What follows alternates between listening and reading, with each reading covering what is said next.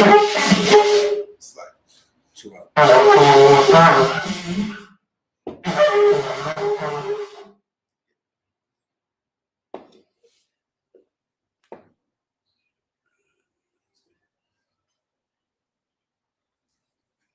SHALAM.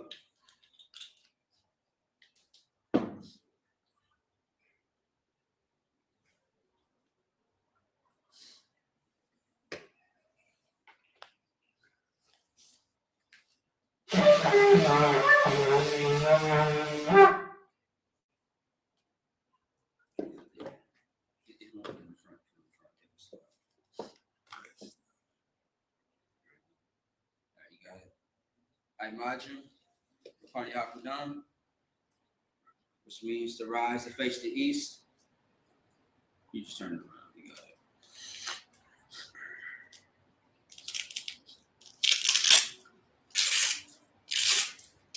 So I think you first. No, I said halfway. Okay. So yeah, so like that. Yeah, it's gonna fall down just like that. Yeah. Just have a shoulder. There you go. Yeah. And you the Hebrew first and I'm the English. And then this is the east. All right. I'm going to set up the prayers in Hebrew, first in English, and then in Hebrew, repeat after me. Abanaw, Shabbat Shemayim, Kodash, I.S.U.P.K, Yahweh, Malakka, Taba'a, Ratazaka, I.S.U.P.K, Baratiza, Kawa, I.S.U.P.K, Bashamayim, Come, Call, Yawam, Wasalakna, Kawakna, Wasalakna, Kawakna, Wala'a, Banasai one, Abal, Oshino, Mayan, Rad, Kaya, Laka, Malakwa, Ha'ala, Batapara, La'aywalamya, Aman. The Lord's Prayer in English. Our Father, which art in heaven, hallowed be thy name. Yahweh, thy kingdom come, thy will be done, in earth, as it is in heaven. Give us this day, our daily bread. Forgive us our debts, as we forgive our debtors.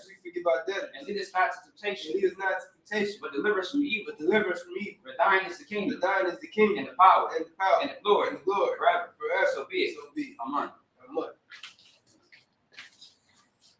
The power in the Hebrew. Yahweh. Ba'ashem Yahushua. Baruch Kasha. Nathanahu. Hakak. La Rapa'ah. Kal Makalah. Kal Maruah. Hakak. Latahar. Hamatizarayim. Hakak. Lahakim. Amathim. Hakak. Arakawat. Arakawat. Hatama'ala. The Garshan. Ba'ashem. Yahushua. And Duwar Aman. The power in English. Yahweh. In the name of Yahushua. Please give us the power. The power to heal all manner of sickness. And all manner of disease. The power to cleanse the leper. The power to raise the dead. The power against unclean spirits. To cast them out. In the name of Yahushua. Thank you. So be it. Blessings in Hebrew. Yahweh. Ba'ashem Yahushua. Baraklano.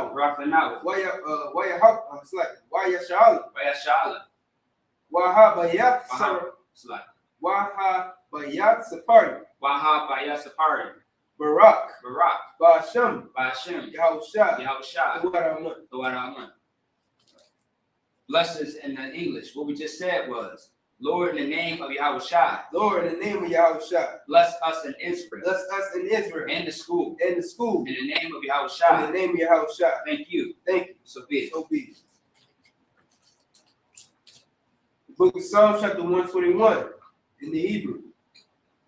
Asha'ah. Ayanya. Ahari. Ma'ayan. Yaba'a. Aizari. Ma'an. Yahweh. I.S.U.P.K. Shemayim. Wa'aratiza. Ayatan.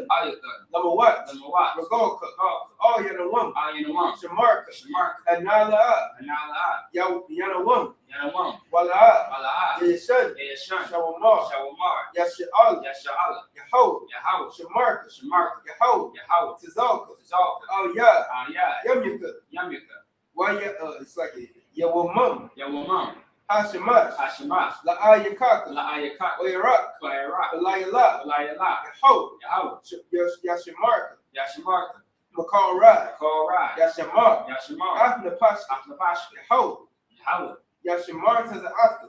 Yashimar says an after. Wabawaka. Wabawaka. Ma'aita. Ma'aita. Ma'aita Walam. Ma'aita Walam. Psalms 121 in the English. I will lift up mine eyes. I will lift up mine eyes unto the hill. Unto the hill. From whence cometh my help? From whence cometh my help? My help cometh from the Lord. My help cometh from the Lord, which made heaven and earth. Which made heaven and earth. He will not suffer thy foot to be moved. He will not suffer thy foot to be moved. He that keepeth thee will not slumber. He that keepeth thee will not slumber. Behold. Behold, he that keepeth Israel. He that keepeth Israel shall neither slumber nor sleep. Shall neither slumber nor sleep. The Lord is thy keeper. The Lord is thy keeper. The Lord is thy shade upon thy right hand. The Lord is thy shade upon thy right hand. The sun shall not smite thee by day. The sun shall not smite thee by day. Nor the moon by night. Nor the moon by night. The Lord shall preserve thee. The Lord shall preserve thee from all evil. From all evil. He shall preserve thy soul. He shall preserve thy soul. The Lord shall preserve thy going out. The Lord shall preserve thy going out. And thy coming in. And thy coming in. From this time forth. From this time forth. And even forevermore. And even forevermore. Psalms chapter 83 in the Hebrew. Allahayim. Allahayim. Adam Yalaka. Adam Yalaka. All the Karash. All the Karash. All the Squat. All the Squat. YAHANNA. YAHANNA. I.S.U.P.K. I.S.U.P.K. YAHANNA. Ra'ash. I.S.U.P.K. I.S.U.P.K. Yariyamwa. Sawad. Wayat Yaitazawab. Wayat Yaitazawab. Al to the Pawanyaka. Al to the Pawanyaka. Amaru. The code. Wanakakidum. Magoya. Wala'a. Yazakar. Sham Yasha'al. Aywa. Kaya. Nawa'ai to the what? Laba. Yakadu. Auyaka. Barya.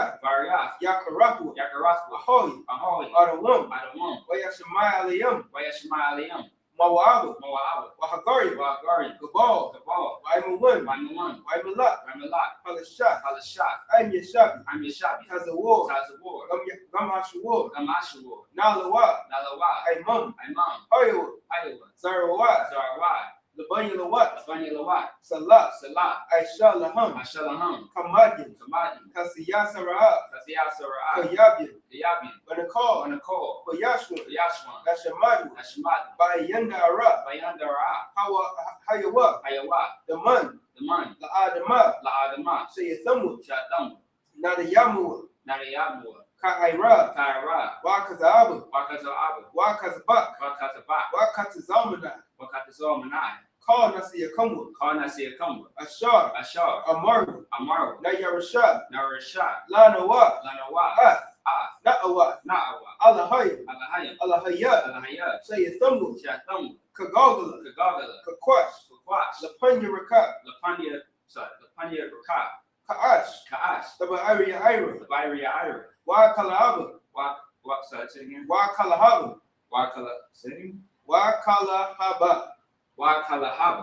Talahat. Hariyam. Khan. Daradafma. Basairika. Wabasa Wapatka. Tabahala. Mala'a. Panyaham. Kwala one. Wayabakwashwa. Shamka. Yahoo. Yabashu. Wayabaho. Idi. Wayakaparu. Wayabadu. Wayadaiwa. Kaya. Atha. Shamka. Yahoo. The Badka. All you want. I'll call Haratza. Psalms 83 in the English. Keep not thy silence, O Yahweh. Hold not thy peace. And be not still. O Yahweh. For lo, thy enemies make a tumult. And they that hate thee. Have lifted up the head. They have taken crafty counsel against thy people. And consulted against thy hidden ones. They have said, Come. Come. Let us cut them off from being a nation. Let us cut them off from being a nation. That the name of Israel. That the name of Israel. May be no more in remembrance. May be no more in remembrance. For they have consulted together with one consent. They have consulted together with one consent. They are confederate against thee. They are confederate against thee. The tabernacles of Edom. The tabernacles of Edom. And the Ishmaelites. And the Ishmaelites. Moab. Of Moab. The Hagarians. And the Hagarians. The Baal. The Baal. And Ammon. And Ammon. And Amalek. And Amalek. The Philistines with the inhabitants of Tyre. The Philistines with the inhabitants of Tyre. Ashur also is joined with them. Ashur also is joined with them. They have hope in the children of Lot. They have hope in the children of Lot. Salah. Salah. Do unto them as unto the Midianites. Do unto them as unto the Midianites. As to Sisera. As to Sisera. As to Jabin. As to Jabin. At the brook of Kisan. At the brook of Kisan. Which perished at Endor. Which perished at Endor. They became as dung for the earth. They became as dung for the earth. Made their nobles like a rib. Made their nobles like a rib. And like Zed. And like Zed. Yea. Yea. All the princes as Sabbath. As all the princes as Sabbath. And as Amunah. And as Amunah. Who said. Let us take to ourselves. Let us take to ourselves. The house of Yahweh in possession. The house of Yahweh in possession. All my power. All my power. Make them like a wheel. Make them like a wheel. As the stubble before the wind. As the stubble before the wind. As the fire burneth the wood. As the fire burneth the wood. And as the flames set the mountains on fire. And as the flames set the mountains on fire. So persecute them with thy tempest. So persecute them with thy tempest. And make them afraid with thy storm. And make them afraid with thy storm. Fill their faces with shame. Fill their faces with shame. That they may seek thy name. They may seek thy name. O Lord. O Lord. Let them be confounded in trouble forever. Let them be confounded in trouble forever. Yea. Yea. Let them be put to shame and perish. Let them be put to shame and perish. That men may know that thou. That men may know that thou. Whose name alone is Yahweh. Whose name alone is Yahweh. Art the most high over all the earth. Art the most high over all the earth. All right. I.S.U.P.K power structures. Blessed are you, Yahweh. Blessed are you, Yahweh. King of heaven and earth. King of heaven and earth. And all things living. And all things living. Yahweh. Yahweh. In the name of Yahweh Shai. In the name of Yahweh Shai. Listen to us now. Listen to us now. Right now. Right now. Send evils and curses. Send evils and curses. And punishment and destruction. And punishments and destruction. To the heathen. To the heathen that speak against us. That speak against us. By prophets. By prophets. The teachers. The teachers. The princes. The princes. The priests. Priests, the Israelite brothers, in the school, send evils and curses, and punishment and destruction, to the heathen, shake loose, the treasure of the rich of Israel, that refuse to give to the school, force their riches. To enter thy sanctuary. Send evils and curses. And punishment and destruction. To the Edomites. And the nations. And the drug dealers. The court system. The prison system. Planned Parenthood. All the governments of our enemies. Amalek synagogues and armies. Roman Catholic Church. The Pope, Islam, Christianity, Egyptology, militia, Ku Klux Klan, Aryan Nation, skinheads, Posse Comitazi, the gay movement, the lesbian movement, spies, workers of witchcraft, NASA space program, Army, Navy, Air Force, Marine, Wall Street. Open up the internet. And the airways. Cable access channel. And the radio channel. Convict the spirit. Of any of thy people. That seek to stop us. Bring swift destruction. To all the heathen. That stand in the way. Or try to stop us. From broadcasting your words. Throughout the planet Earth. Let loose all the plagues. Cause them to and fro. Through the earth and consume them. Let the clay shake the house of the thief. And the murderer. Let Yahweh Shai. Our King. Michael and Gabriel. Come down with flying saucers. And punish all the heathens. And come up against us. As you speak thy word. Cause it to be known by all. That it is like. Cause it to be known by all. That it is the angels. That have done it. Cause it to be spread through the media. Throughout the whole world. Cause them to shake at thy coming. Cause them to shake at thy coming. In the name of Yahweh Shai. Thank you always. So be it. All right, sorry. It's your turn. Excuse my speech impediment. And my little slang that I have as well. That's Minnesota slang. Yeah, I keep hearing it. I don't hear that.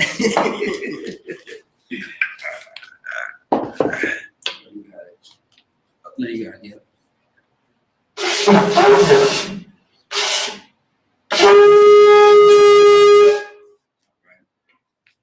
Shabian, which means to be seated.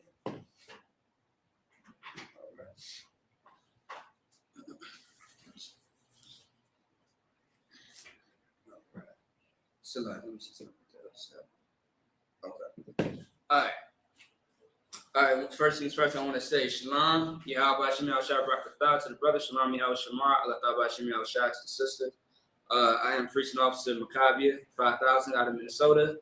And go ahead. I'm preaching officer 1000 ITHES out of Louisiana. All right. And as you know, every Saturday, Lord allow, we have what is called the Sabbath service, which is something that is custom and traditional to the Israelites. If you are so-called Black, Hispanic, or Native Indian. The reason why I say so-called is because we are 12 tribes under one nation, which is the nation of Israel. God's chosen people, to be exact, so there's no confusion. Everybody's not God's chosen people, just to set the record straight. But however, this is a service in a class to demonstrate and also show you, what is traditional to us, which is our language. We are going to get into the scriptures, which are our records for one, and we are going to speak in our native tongue, which is the ancient Paleo-Hebrew. All right. If you have any questions or concerns, please type it into the chat, and we'll go ahead and address it. All right. And shout out to the brothers and sisters also who's watching and saluting as well. All right. Lord be with y'all. Otherwise, let's jump into it. So on the screen, we are in the book of Numbers once again. Chapter 18, verse 6, all the way to chapter 20, verse 1, all right? Again, if you have any questions or concerns, please type it in, and we'll go ahead and address it. Otherwise, you got it. Unless you want to say something. Just understand, this is your show, too. This is your class. All right, no sweat. All right, you got it. Go ahead. Just read out to the people exactly where we're going. This is the book of Numbers, chapter 18, verse 6 in the Hebrew. YAHANNA La Kukafya Ath Akikum Ha Loyam Ma Thawak Banya Yash'ala Lakum Ma Thanha Na Thanya. It's like a Nathanium La Yahweh La Ibad Af Ibadath Ahol Ma Wa'ai. Verse 7, wa atha wa banyaka afka tha shamarwa af kahan ka anafkam lakal dabar ha mazabak wa la mabayath la paraksa or la parakah. Yeah, that's right. Wa ibadathum ibadath ma tanha athan ath ka hanafkum wa hazar ha korab yawamath. Verse 8, wa yadabar Yahweh al aharon wa anya hana Natathia Laka Ath Ma Shamarath Thorough Wamathia Lakal Quadashia Banya Yasha'ala Laka Nathathium Lama Shaka Walabanya. It's like Walabanyaka Lakak Aywalam. Verse 9. Zaha Yahweh Laka Ma Kodash Ha Kodashim Mana Ha'ash Call Quara Bunma Lakal Ma Nakal Thum Wa Lakal Ha Ta Athum Wa Lakal Ashamam Ashar Yashayabu Laya Kodashim Laka Ha Wa'a Wa Labanyaka. Verse 10. Kodash, Ha Kodashim, Da Akal Noah, Call Zakar, Ya Akal, Athwa, Kodash, Yahaya, Laka. Verse 11. Wazaha, Laka, Da Rawampa, no, Da Rawamath, Matanam, Matanma, Lakal, Dana Wapath, Manya Yasha'ala Laka, Nathatham, Nathathim, Walabanyaka, Walabanath, Athka, Lahakwa, Laquak, Aywalam, Call, Tahawar, Baba Yathka, Yaakal, Athwa. Verse 12, Call, Kalab, Yatazahar, Wakal, Kalab. So that's verse 12. This is 12. Okay, yeah, at the end of that, you should be 12. Also, to slide, you could change that to 18:7 to 19:22. The verse or whatever. Actually, no, I got that part. You go. Go ahead. Verse 12. It's like the middle of verse 12. Ra'ash Yath, which is like a Ra'ash Yatham, Ashar Yahanuwa, Yathan Nawa, like Hawa Laka, Nathathim. That's in the verse 12. All right, let's clap it up. I think the brother who did this, he made a slight mistake. Can you hit edit real quick? No, sure. And if just do 7. Just take away the 6.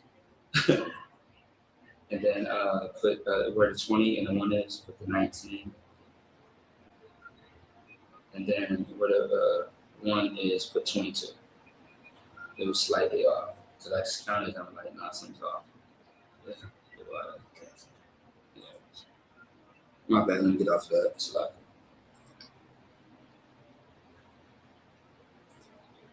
You can hit stop sharing. Okay, go ahead. Yeah. You want to do it for the description. Don't worry about it.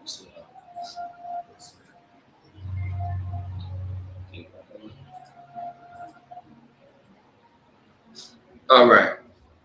All right, so once again, that was the brother officer to Isupk, who was reading to the Paleo Hebrew. Again, that is part of our culture.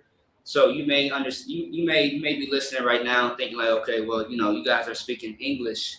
Understand that we are still in captivity. The reason why we know English, the reason why we know Spanish, Portuguese, Mandarin, all these other different languages, if you are so-called Black, Hispanic, and Native Indian, and the reason is because of the oppression, of the captivity that we lived in. All right, understand that we have been in captivity multiple times. It has never, it has changed, throughout history, but time and time again, we found ourselves under subjection with another race of people. All right, right now we are living in America. You are living in, North Central, South Central America. You are living in all parts of the world, but understand who is the one who's pulling all the strings. It's going to be the oppressor, the Jewish, the white man, the Amalekites. All right, they are the ones that control and have the power of this earth. Job 9:24 does say the earth is given into the hand of who? The wicked. And if you don't know who the wicked is so far, maybe you want to investigate who's all responsible for the Epstein's files. I think that should give you a clear answer. All right, so let's go ahead and dive into Numbers chapter 18, verse 6. All right, you got it up. I'm sorry, I'm going to read. Yeah, read. Yeah, in the English Bible, sure. The book of Numbers chapter 18, verse 6 in the English. And I behold, I have taken your brethren, the Levites, from among the children of Israel. To you they are given as a gift for the Lord. to do the service of the tabernacle of the congregation. Verse 7. Mm-hmm. Therefore, thou and thy sons with thee shall keep your priest's office for everything of the altar and within the veil, and ye shall serve. I have given your priest's office unto you as a service of gift, and the stranger that cometh nigh shall be put to death. Right. So if anybody recalls for the last couple of weeks, there was a lot going on as far as the book of Numbers. And one of the main things that was going on was Israel was traveling, and each head member of each tribe was traveling with the Levites based off of rank and order. And with that rank and order, we had to travel the values of the actual temple. All right, because we were preparing the temple for the Most High. Now, honestly, too, this is not the only temple that was built in the name of the Most High. But however, we saw a lot of mistakes and errors. The Most High gave us clear instruction on what we should and should not do concerning the values of this temple, and how we lost our life because of it, and how we got punished as well. But a lot of lessons was learned with this, as far as how the Most High deals with his people and his people alone. Everything has to be perfect. And you saw the detailed order that was given to Moses, and for Moses to give to Aaron and to the Israelites, or Israel, or the congregation, so to speak. And what we learned is that the Most High wants everything to be exactly how he said it, how he commanded it to be. Otherwise, it's incorrect. You failed the mission. And the values that we have, like right now, a lot of our values as Israelites have been diminished, meaning that, our culture has been perverted. Right now, you have the Jewish man who rocks our shield, or our Magan Dawadah. And somehow, some way, he perverts it, and uses it for just all types of nonsense. Like the Feast of Purim is next week, right? March 2nd and the 3rd. Don't you know, in other countries, the Feast of Purim is a whole tomato fight? You know about that? I didn't know it was about the Feast of Purim. I knew like they have something called Purim, which is spelled the same exact way, and they pretty much get messy and dirty. And I don't understand the significance of that, because the Feast of Purim, it has a glorious spiritual meaning behind it. Understand everything that we do when it comes to the Most High is very, very intentional, and it has purpose behind it. What did you throwing food at each other have any purpose? It's vain. It's vain. Exactly my point. Same thing with all the holidays. Like next month, it's going to be St. Patrick's Day, which is a day of, being an alcoholic, being a drunk, being a violent man. Right. And have you noticed with America's holidays? It's all surrounding violence, which tells you that that's not of the Lord. But read. Oh, sorry. You said something? No. Go ahead. That's what you said. Yeah, go ahead. It's either violence or sex, or lust. Sex. Yeah, yes. It's another word for it. Lust. Is it lasciviousness? Lasciviousness. No. I think it's something. That's not. Well, my bad. Deviancy. Deviancy. Yeah. Sexual deviancy. Yeah. The word lust means it's a sexual. It says strong desire or strong sexual desire. You know what I mean? Now there, like for example, ain't no wrong with lusting after your own woman. That's a good thing, because that's your woman. But there is a problem when you are someone like Jeffrey Epstein and one of his comrades, and y'all decide to lust after a child who was innocent, who should not learn about adult things, who should not know about that at all. All right? There are things that, like, everything has to be in its place. A child has to understand. A child must just be in the world of a child, not understand, get to a point of knowing what we know, bills and marriage and, the horrors of this world. But you have very sick people, okay, who just have a lust that they cannot. Let me see. Okay, yeah. So lasciviousness, right? Mm-hmm. A feeling or revealing an overt and often offensive sexual desire. Once again, it's all wickedness. You know what I mean? So we have to be careful as a people to not be like our enemy, who is the white man, the devil that the Bible speaks of course. Now, one part I do want to touch on is this.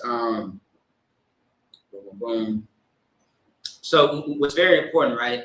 Just the other day, I heard somebody mention that rank and order doesn't matter as far as society, as far as life in general. And I'm just like, I think you're absolutely stupid. And here's why: because police officers, the judges, the Congress, the senators, that's all a ranking system. You know what I mean? Like any type of body of people who makes rules and who has the keys to life or death and for you, they have some type of rank and order. They have power. Like the same thing to also too. I'll give you this. If you don't understand politics, you won't understand a 9 to 5, because the majority of the world works a 9 to 5.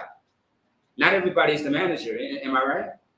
You have they call it tiers, or you have once again, you have a ranking system. You have someone who's number 1, 2, 3, all the way to 5, right? Just make it simple. You got a manager, you got an assistant or a shift manager, which is the same thing. You have a lead or a supervisor, which is the same thing. Then you have, sometimes they call it a employee 1 or a employee 2, based off of if you are full-time or part-time. All of that plays a part in the job system, and there's rank in that. Someone has the keys to the building. Someone has, reign over a certain department in the store, and someone doesn't. That's how it goes. But the Levites at this time in the book of Numbers were the only ones that can hold the priesthood. But now, because of Christ, we are all tribes are able to hold the priesthood. As I mentioned before, me and this brother are priests of the Lord. You know what I mean? And what's your tribe? I'm Judah. You know what I mean? And we are not Levites, and that's proof. And so, I'm saying all that to say that offices, right? We all have a job to do according to the Most High. And that's what we are going to see more about. And however, we are going to see the relationship between the Levites and the Most High. Go ahead. Verse 8. Yeah, verse 8, you got it. And the Lord spake. Oh, select one thing. Yeah, go ahead. You got that. I was going to add too. Where it says, the stranger, or something else. Let me read this. Therefore, thou and thy sons with thee shall keep the priest's office for everything of the altar. Everything. So, I was going to speak on the office, right? Yeah. You know what I'm saying? Like you said, we're a priest, and man, if you look in the U.P.K, we have offices. You know what I'm saying? It's where you get the word officer. You understand? It's where you get captains and generals. We all hold an office in this school. So everything that you see in the U.P.K is biblical. Absolutely. You understand?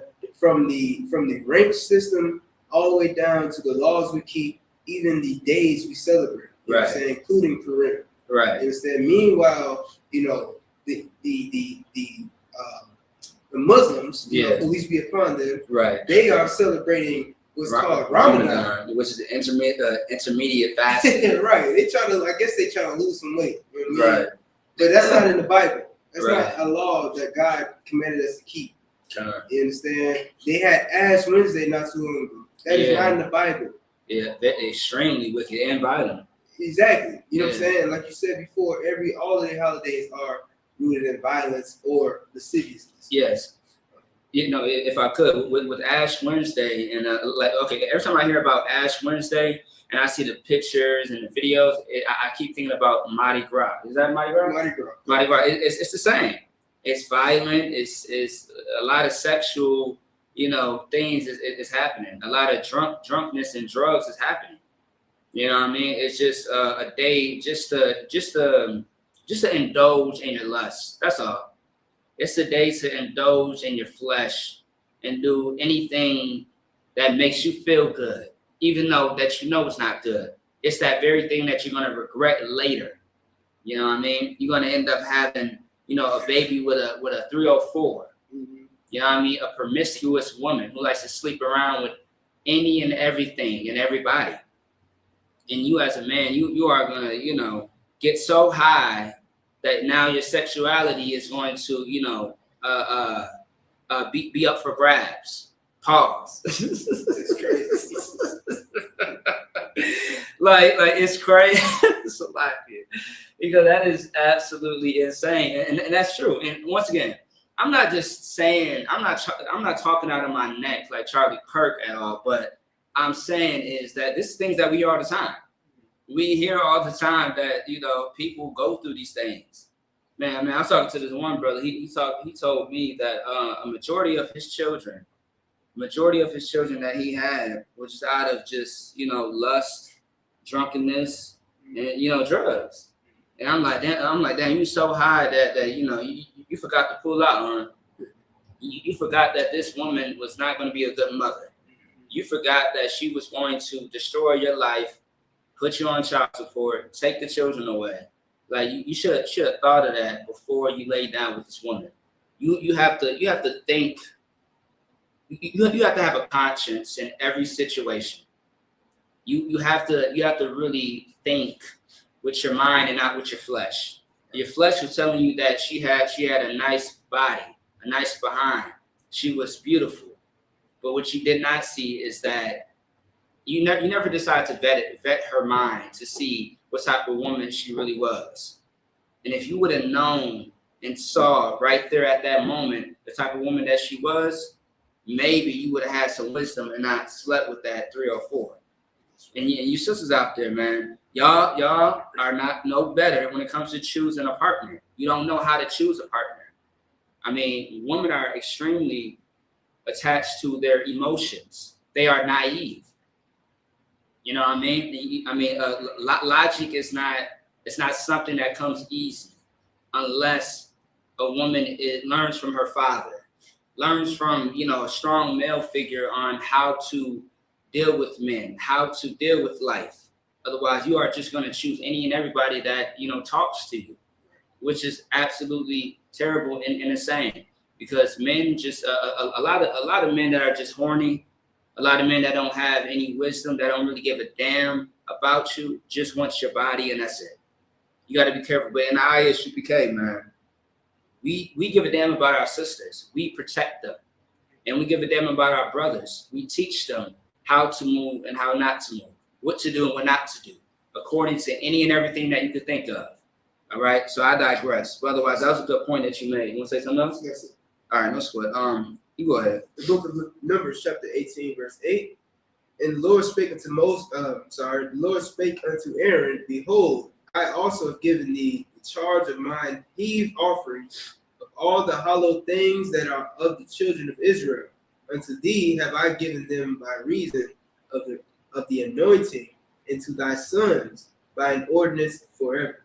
Right. So not only did the Levites, you know, have a responsibility, have an office, was giving orders on to do this and do that, but however, even Aaron, who is the brother, I guess you could say second in command to Moses, Aaron and his sons were given, you know, something from the Lord as well. All right, and that comes from, okay, once again, like when you serve the Most High always looks out for his children. And the brotherhood that we show in the UPK, it comes from the examples just like this right here. The love and brotherhood that we show today in the UPK, it comes from the Lord. Because everything that we do is what the Most High is doing today, yesterday, and will do tomorrow concerning our nation. And that's how we have to remember our foundation. If we don't remember our foundation, then we are going to be distracted and pick up somebody else's culture, somebody else's language, somebody else's ways of life. And we can't do that. We have to remember what the Lord had taught us. All right. And once again, I'm talking about every minor detail. Everything in the scriptures is for our learning and for us to apply to our life. It's very important. The moment that we forget what we already know, we are just going to be a destroyed people. Keep going. Okay. Verse 10. In the most holy places shalt thou eat it. So like I think you're 9. Okay. So yeah, verse 9. This shall be thine of the most holy things, reserved from the fire. Every oblation of theirs, every meat offering of theirs, every sin offering of theirs, and every trespass offering of theirs, which they shall render unto me, shall be most holy for thee and for thy sons. Once again, not only is this a gift from the Most High, but this also an office from the Lord given to Aaron and his sons. All right. So now this is their department. Go ahead. You got it. You want to step up? You got it. Go ahead. Don't worry about that. No sweat. No sweat. All right. So yeah, this is their department. This is their duty. Okay. Now they control this. All right. So let me see. Let's go ahead and get verse 10.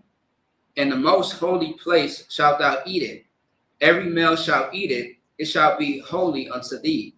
Now we know what it means to be holy is to be separate. So when we do all the meat offerings, the sin offerings, all the things that are mentioned in verse 9, we must do it within each other, within our holy place. Now understand that the Israelites are a holy people, right? Which means that they are set apart from everything else that is not righteous, that is not lawful, that is not according to the Most High. All right. If you want to know if you are people that are holy, now holy doesn't mean that you're pure and all this other garbage, right? You know what I mean? A lot of people use holy synonymous with being pure. You know what I mean? A lot of y'all say that y'all holy, y'all are not holy. Or if I mean, perfect. Or perfect. There we go. A lot of y'all are not perfect.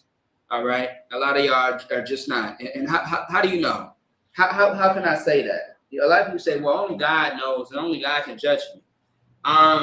No, that's not true, because God says that we can, judge people. There are a few different types of contexts of judgment. And, the one is this, according to if you keep the laws or not.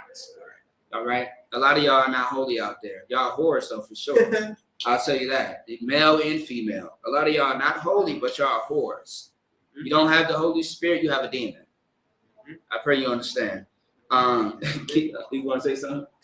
Go ahead. You know what I'm saying? Like, this is also, a short lesson for people who believe that, the priests aren't allowed to do what they want with the offerings. Right. You know what I'm saying? Yeah. Like, a lot of people have a problem with paying Commander YAHANNA tithes. Right. Because they don't know what Commander YAHANNA is doing with tithes. It's not your business. It's not your business. It's not yours. It's not, and you know what? I want to help you clear everybody's mind. I mean, okay, first of all, I'll say this. You should never give your money to anybody that you truly don't trust. Right. You know what I mean? Like me, I give my money to Commander YAHANNA because I trust whatever, but I don't think about it. I just do it. You want to know why? Because he's raising up a nation. I understand what's being done in UPK. We are raising up a nation. We are clothing and feeding and sheltering our people. We are helping them in every single way possible. So when I give my tithes over, I don't ask about where the hell those tithes are going. I know one thing that you should be worried about where your money is going. You should be worried about the church, because you're never going to see it again.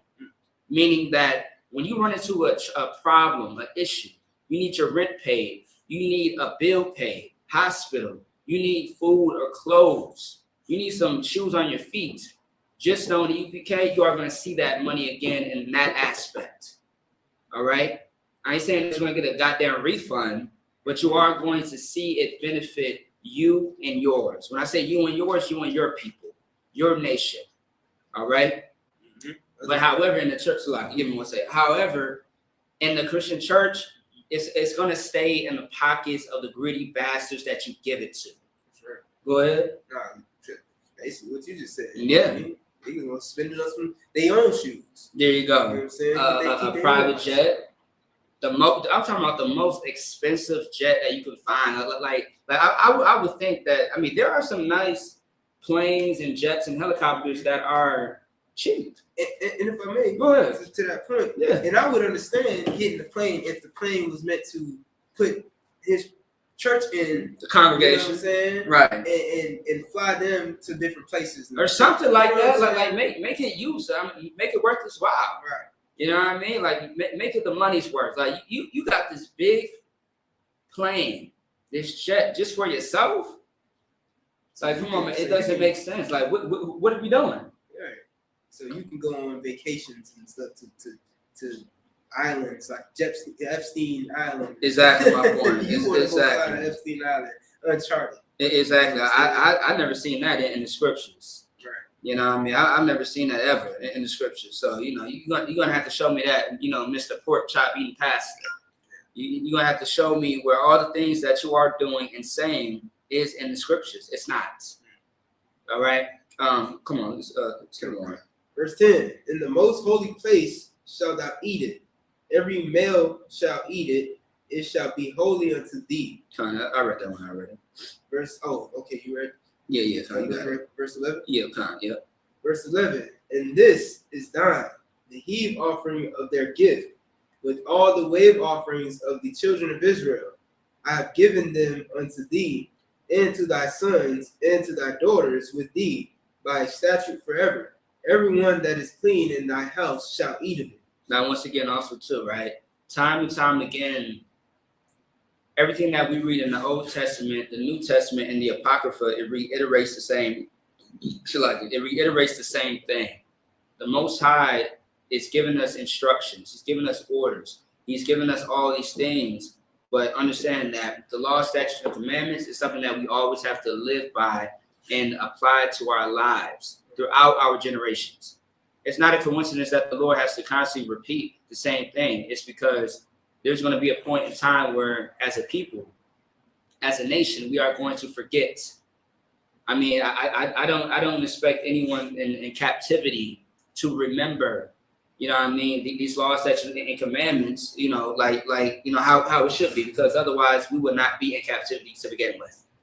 Like it's going to take some time. It's going to take some, you know, some brothers with the zeal, with the spirit of the Lord, to go find those brothers and sisters who are lost, who are scattered, who no longer serve the Lord, and they are under somebody else's house rules, I should say, under somebody else's laws and their statutes and commandments, like America. When you live by the American dream, which is absolutely false, it's even false for the oppressor to a certain extent, right? But when you live by this American dream, this ideology that everything in life is fine, you can do as you please. You can please your flesh. You can get high. You can celebrate, you know, these holidays. You can, you know, sleep with whoever and whomever. Like, once you live like that, I mean, truly, those are the people that we have to, you know, get back from the oppressor. We have to, you know, put the mark of the Most High on those Black, Hispanic, and Indians who have lost their way. Because, I mean, us being number one, number two in the prison systems, abortion, and everything that is negative, everything that is wicked and evil, that should tell you that there's a problem. Right. We have lost our way. Right. We forgot the statutes that was given to Moses and Aaron and to the Levites. We forgot the commandments. We forgot the laws. We forgot who the hell we were. So in order for us to get back to that, we have to continue to teach and lift up our voice like a trumpet until Christ returns. And then finally, our job is done. Even in death, even when you pass away or die, you know, so on and so forth, right? Your job is not done until the kingdom is here, until Christ returns. Once our enemy is fully under our submission, when he's subdued by the Israelites, finally, when everybody knows who the devil is for once, there's no second guessing. It's a complete in-your-face answer. And I was thinking about Isaiah the 14th chapter, just to be exact. All right. Go ahead unless you want to say something. Verse 12. All the best of the oil and all the best of the wine and of the wheat, the first fruits of them which they shall offer unto the Lord, them have I given thee. Right. I love how we talk about the tithes, because the Feast of First Fruits literally is the spirit of that holy convocation or high holy day. Is the spirit of tithing, taking 10% of what you make, whether it be your land or you know, any other valuables, and you give it to the less fortunate. You know what I mean? Like once again, like everything that we do in the UPK comes straight out of the Bible, and it's always in support of each other. So I'll give you a clear cut example, right? Let's think about Tulsa, Oklahoma before 1921 when it got destroyed, right? Let's talk about Tulsa, Oklahoma when it was beautiful and glorious. We had an empire that was flourishing. Think about that. Like everything was circulating within our community, and that's how it should be. But meanwhile, we live in a place where once we give something to each other, it's lost in the next couple of minutes, the next couple of hours, a few days. And when you look at the story of the Tulsa, Oklahoma massacre, what you find out is that our money used to circulate, you know, just on a regular basis within our community and never touch the hands of anyone else. As far as outside of our community. Go ahead. It said that it took a whole year for $1 to leave the community. There you go. That's what I'm talking about. Yes. You know what I mean? But however, as soon as our little empire at that time had got destroyed, now the rules changed. We had to, you know, depend on the enemy. And now our dollars were now in their pocket, and it started to circulate more in their community versus ours. Go ahead. If I may. Yeah. You know who made that more regular? Who pushed that to be like the norm? Origin Mike? That's right. Yeah, Dr. Martin Luther King. The one who loved the white women. Mm-hmm. You know what I mean? Who said, "I ain't no niggas tonight," as he's having sex with a white woman. Yeah. You know, I have a dream. It should have been. I had a nightmare. Because yeah, absolutely. You know what I mean? No, you said, wow. I mean, that wasn't a dream. It was a nightmare, because we're still living in it right now. And what's so funny is that Esau did not truly like Martin Luther King, when he was living, he was hated amongst his own people and white people. But of course, after he died and stuff like that, you know what I mean, they had a what you call a agenda. They had an agenda to, you know, put him on a pedestal, to use him as a face, as a weapon against black people. And it's still working to this very day. It's working with Jesse Jackson too, because there are people battling me on the content that I'm sharing about Jesse Jackson, saying that that's not true. Jesse Jackson wasn't, you know, that type of person. He wasn't envious of Martin Luther King. He didn't smear his blood on his t-shirt. He didn't deviate from his position about abortion. I mean, the facts is out there. There's live footage. There's book records. There's news articles. There's so much information about these idols, these leaders that you love so much, and how they have destroyed you. Okay, but back to the point. As far as the first fruits, right? Something like Tulsa, Oklahoma, we had something where that system was working. We had some type of, you know, like structure, some type of law, some type of order, to where this is how it's going to work for our community, and this is how we should do it. But the moment it got destroyed by the heathens, we leaned towards our enemies instead of. So I think somebody had to go. You got it. Yeah, you got it. Go ahead. All right. So let me see. All right, no sweat. It's the brother. All right. SHALAM, no price up. No price. All right. So you know, with that, ever since our empire had got destroyed, now we have to look towards our enemy for everything, for rent, for food, for shelter. If we would have just stuck to the basics of keeping the law, statutes, and commandments with our God, with our power, this whole situation of things called life, it would have been a lot better and a lot different. And that's what we are working towards right now. Right now, we are going through hell in this place on earth. If you look at the situation with ICE, if you look at what the Hispanics and the Haitians, Latinos, even the North American Indians are being snatched up by ICE and going through hell. How is it that on a reservation, Native Indian children are missing and cannot be found? The same thing with Black and brown children. Like, we are going through hell in this place. But if the Lord was in this place, if the Israelites were in position of ruling this earth, that would not be happening. And it sounds very funny to most people, and most people are just ignorant. And really, like Esau, I had a few that was telling me, like, you are delusional. Black people can never run anything. Y'all just gonna just kill each other. Y'all are just going to fight each other and never succeed. No sweat. You say that, but that's not true. And you only stand it because you are the devil, and you are the reason why we are the way that we are as far as our communities. To a certain extent, go ahead. And that's exactly what I was going to make the point of, is that we weren't like that until we were influenced by them. Exactly. Yeah. You think back to, like, that's why I brought up Martin Luther King, because if you think back to before the Civil Rights Movement, Black people we loved each other. We would never hurt each other. Yeah. We stuck together. Look at the Black Panthers. Exactly. The violence wasn't towards each other. It was towards the people that was causing violence to us. Yes. You know what I'm saying? The violence. Absolutely. And when you think back to Tulsa, Oklahoma, we didn't go to white neighborhoods and burn down their cities. Not at all. We didn't go to each other's neighborhood or each other's blocks and run down the block and, unalive each other. Right. It was them doing that to us. Right.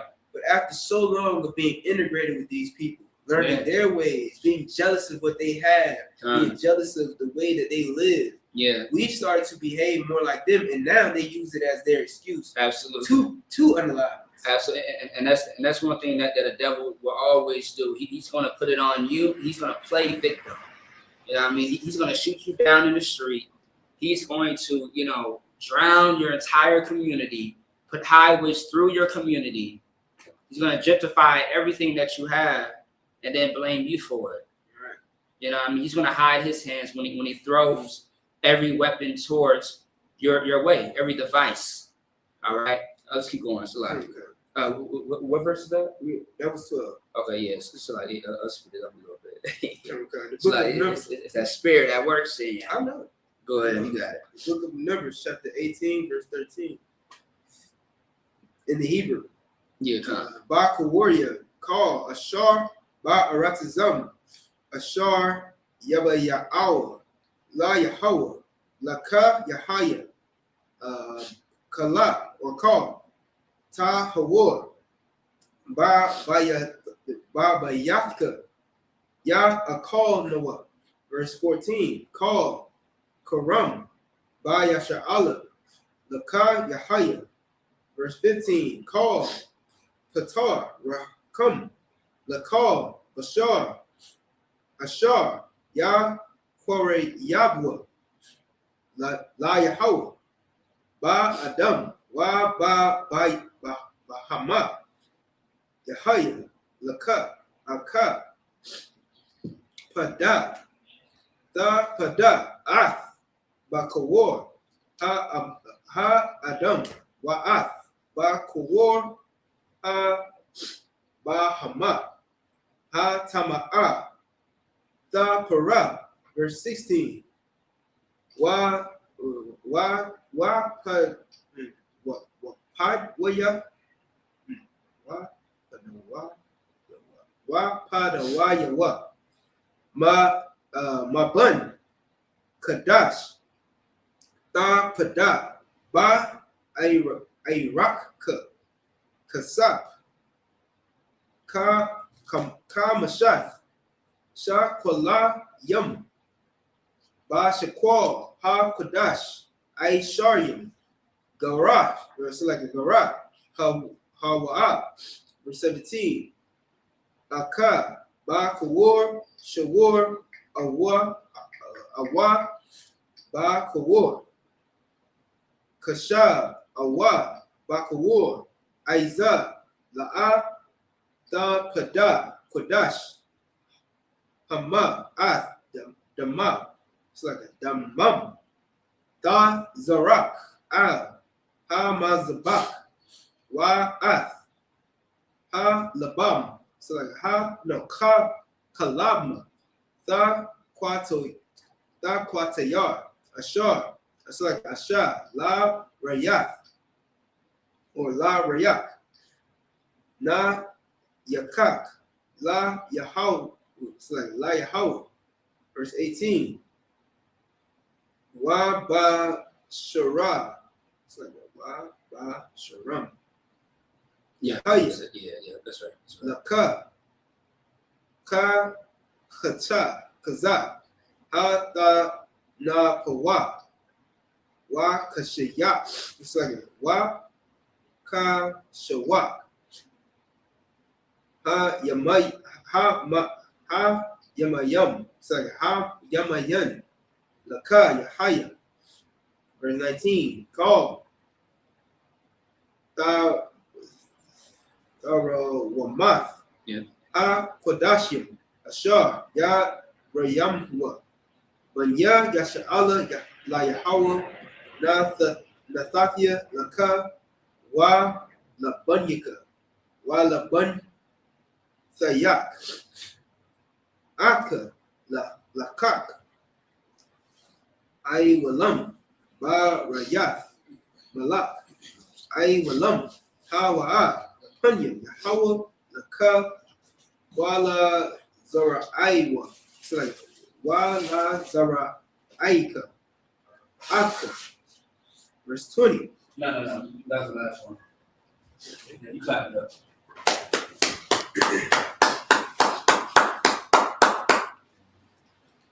All right. Yeah, that should have been 7 right there. Double shot at the highlighter just to be sure.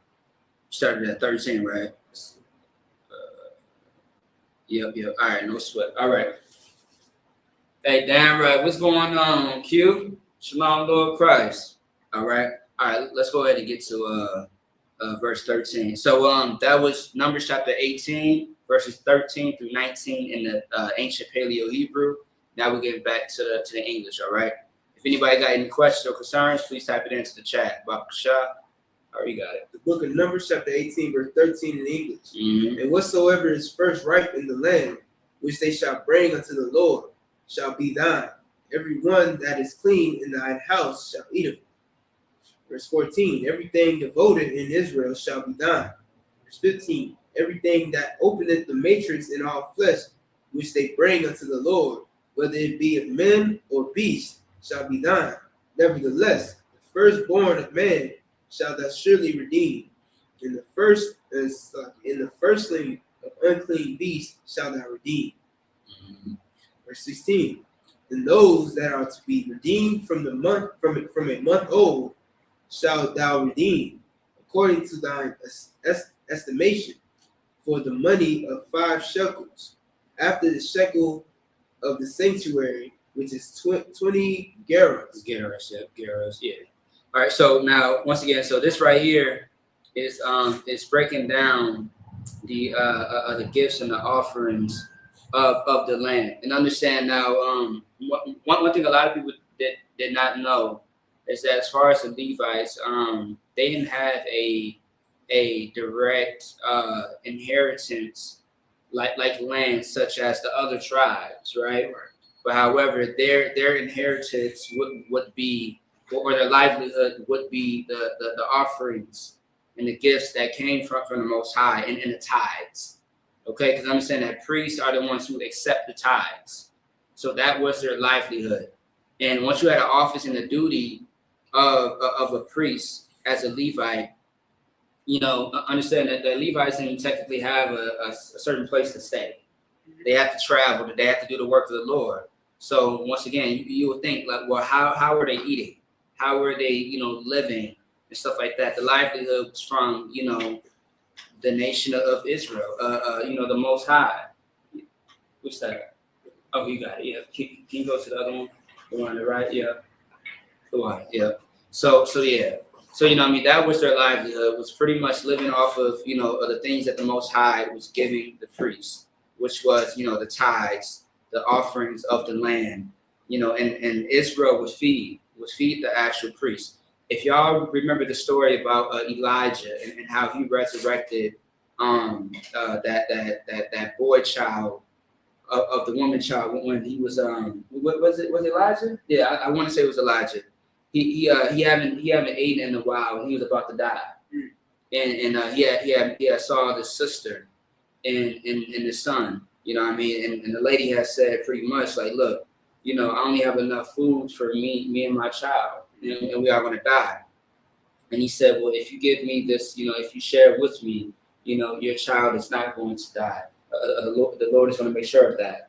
Now, however, the child did, however, die for a second, but he was brought back to life because of the prayer that, Elijah has sent up to the Most High. I mean, he begged and pleaded with the Lord, and that boy was restored again. And so, that's just one example out of many, just to show you how, the priests or the Levites, the ones that was doing the work of the Lord, were given, just food and shelter. Same thing with Christ. We know the story about Christ where it says, paraphrasing, foxes have holes and some have dens, but the Son of Man doesn't have a place to stay. Paraphrasing. And how the disciples in Christ lived is the same way. The people, the land, the offerings. All right, so to speak. So yeah, but that's on that. You want to say something? No. All right, you got it. Go ahead. I just want to dive into that part. Go ahead. Verse 17. Are you on 17? Yeah, you are. Go ahead. But the firstling of a cow, or the firstling of a sheep, or the firstling of a goat, thou shalt not redeem. Right. They are holy.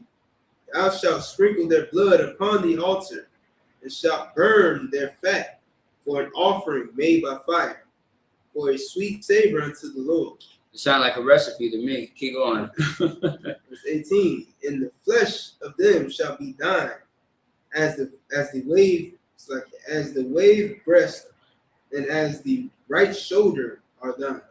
So just giving instructions of what part of the animal they shall redeem, and how to portion it, cut it, things of that sort. Keep going. Good. In verse 19. Last verse.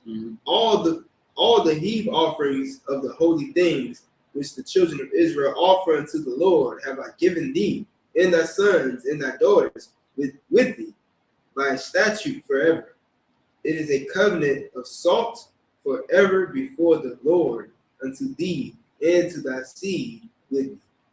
Can I say something? Go ahead. You know how you know that the white man is not the people of God? You're right. Or a Jew. Yeah, children of God. Yeah. Well, this is how you know, because they don't use salt. The Lord apparently loves salt. Right. They don't. You know what I'm saying? Yeah, absolutely. Yeah. And that salt is just synonymous with flavor. That's right. You know what I mean? It's called seasoning. That very thing that, many cultures are just afraid of, especially, the Edomites. Esau, our oppressor. You know what I mean? If you want to know who the oppressor is, look at Jeffrey Epstein, Donald Trump, Charlie Kirk. I don't know. All of them. All right. That is the oppressor. And also too, with that being said, when it says it is a covenant of salt forever, meaning this is something that is unbreakable. A covenant is something that should be unbreakable. It's going to be forever. Forever, it has no end. It has no end. This is how it's supposed to be. And what's so funny though, even when we think about Passover and the preparation for the lamb, understand that we cook it based off of how the scriptures tells us to. That's why it's so delicious. Right. You don't need a whole lot. You just need a little bit of this and a little bit of that, and it's going to be glorious in the sight of the Most High. And all of Israel love it, man. Right. You know what I mean? However, on your own time, when you make your lamb and you want to add a little bit of your own season, so be it. But I mean, you just need what the Lord gives you, and that's that. All right, go ahead. Unless you want to say something. No, that's it. All right, now back to the Hebrew. 20 all the way to 26. Book of Numbers, chapter 18, verse 20. Wayamar Yahweh, all Aharon, Ba Aratazam, the Dak, not the call, Wa Kalak, La'a Yahaya, Laka, Ba Bath Wakam, Anya Kalak Ka. Wana Kalafka Ba Waka Banya Yasha'ala, verse 21. Wala Bunya Wala Lawaya. Oh, Lawaya, it's like Hana Nathath Ya Call Ma'ishar Ba Yasha'ala La Nakal Ha Kalak Ibadatham, Ashar, Hum, Ibadium, Ath, Ibadath, Ahal, Ma Wa'ai, verse 22, Wala'a, Ya Kurabwa, Iwad, Banya, Yasha'ala, All, Ahal, Ma Wa'ai, La Sha'ath, Kata'a, La Mawath, verse 23. Wa ibad ha loya hawa ath ibadath aho mawai wa hum wa hama ya sha'awa aywanam kakwath aywalam la darathikum wa bath waka Banya Yasha'ala La'a Yana Kalwa Na Kala. Verse 24. Kaya Ath Ma'ishar Banya Yasha'ala Ashar Yarayamwa La Yahawa Tarawamha Na Safya La Yam La Nakalha Al Khan Amarathia Laham Bath Waka Banya Sha'ala La'a Nakalwa Nakal Ha. 25. Sounds right. Waya Dabar Yahweh Al Masha La'ma. Verse 26. Wa Al Halayam Tha Dabar Wa Amarath Alaham Kaya Da Koka the Kwakwa Ma'ath Banyaya Sha'ala Ath Ha Ma'ishar Ashar Nathatya Lakam Ma'athma or Ma'atham. Ma'athma Ban Ba Nakal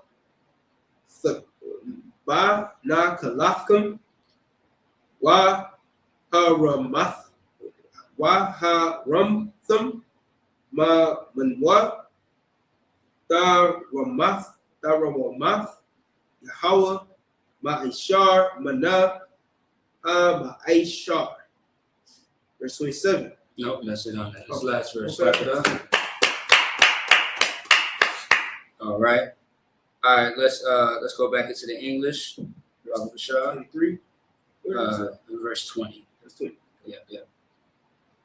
The book of Numbers, chapter 18, verse 20. And I was gonna say, like, in the future, what helps me is just to I just highlight it for that week, so I can keep on track. Cause I've done damn near read until the whole next segment one time. So I like keep myself to be focused on that. You got it. Go ahead.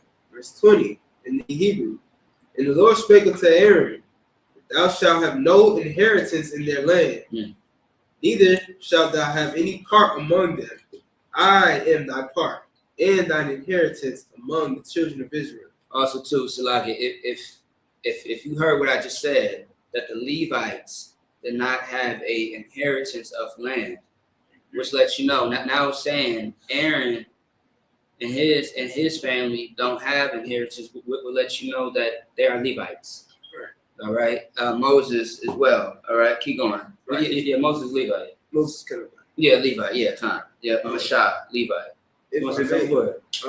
So also, you know what I'm saying, like to just break down kind of what it said about y'all having a part. Like, you gotta understand, the children of Israel, they all had other duties. Right. Yeah. You know what I mean? Like some were farmers. Yeah. Some were fabric makers. You right. know what I mean? Some had everybody had different duties. Yes. Some were even blacksmiths. Yeah.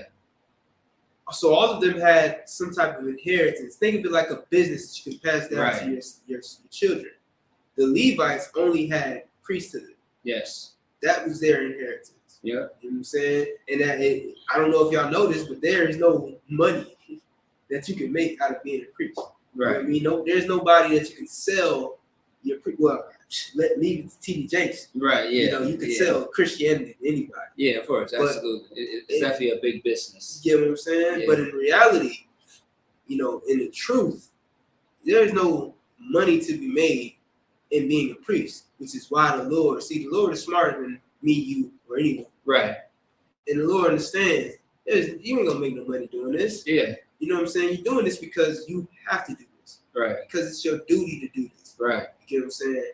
And so that's why the Lord says, I am not part. Right. You know what I'm saying? So there was no selling. You ain't gonna sell no fabrics or no metals, right, or no land or no cattle. You're not gonna sell that and make your money. So don't worry about it. I got you. Yeah, that's why I'm gonna have the children of Israel come and pay you. Right. Yeah. They're gonna give you their first fruits. They're gonna give you their tithes. They're gonna give you their offerings.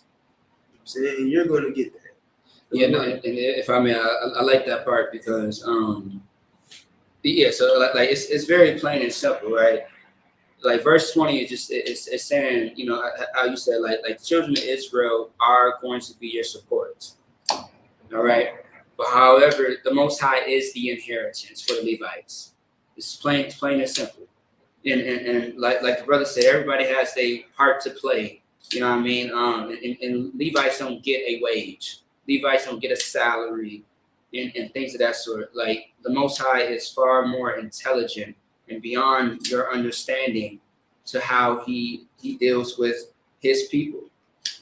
All right. And, you know, and with that, the Most High knows how to take care of his children. Like, for example, I mean, I don't think birds, I wouldn't know, but I don't think birds and insects and animals have to worry about what they're going to eat. The Most High provides for the entire earth. You know what I mean? Also, too, even, you know, however, even these heathens eat because of the Most High. All his creations are taken care of. You know what I mean? Some way, some fashion, some form. Because we are the Most High's creation, but however, the Most High has a chosen out of those creations. And that is the Israelites, God's chosen. That's right. All right, keep going, unless you want to say something. That's it. Verse 21. Mm-hmm. And behold, I have given the children of Levi all the tenth of Israel for an inheritance, for their service which they serve, even the service of the tabernacle of the congregation. There you go. Neither must the children of Israel henceforth come nigh the tabernacle of the congregation, lest they bear sin and die. So I can read that one more time. Numbers chapter 18, verse 22 in the English. Neither must the children of Israel henceforth come nigh the tabernacle of the congregation, lest they bear sin and die. All right. I mean, that should be self-explanatory for you. Keep going. Okay, verse 23. But the Levites shall do the service of the tabernacle of the congregation, and they shall bear their iniquity. It shall be a statute forever throughout your generations. And among the children of Israel, they have no inheritance. So that's among the children of Israel, they have no inheritance.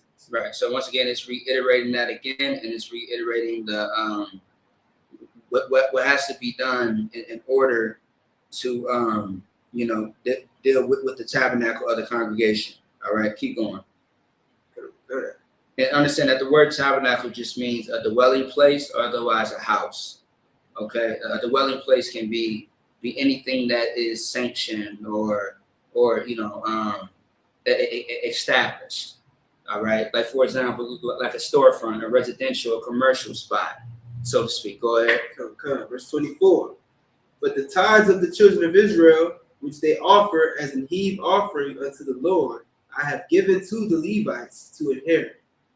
Therefore, I have said unto them, among the children of Israel, they shall have no inheritance. Once again, the Most High has to reiterate this so there's no confusion.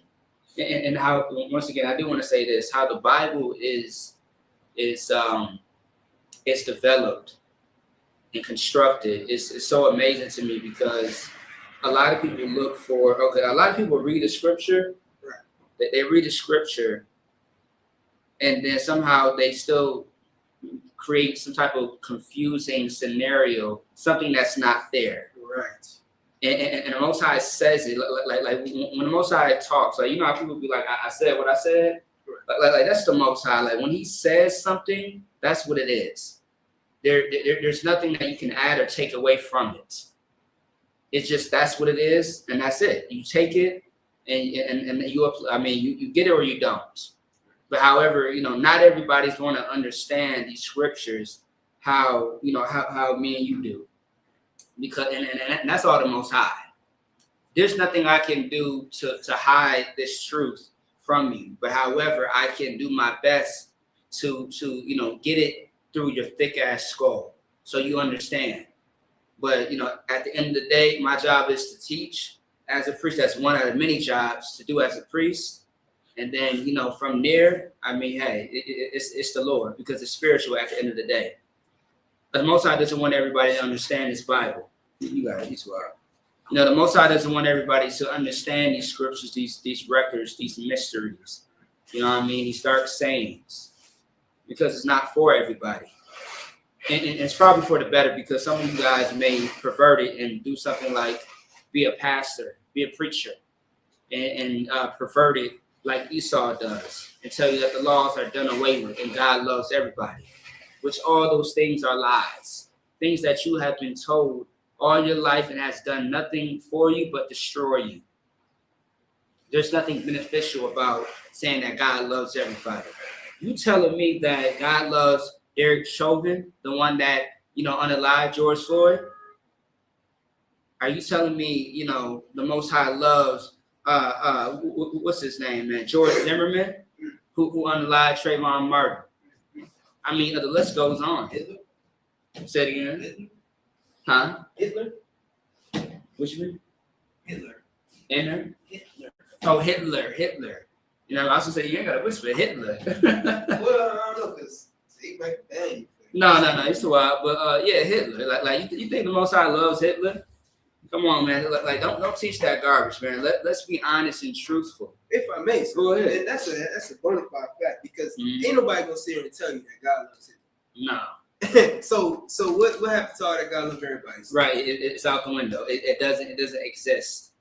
Equality, man. Like, how can we be equal with a people that does not regard you at all, that don't even want to see you in their presence?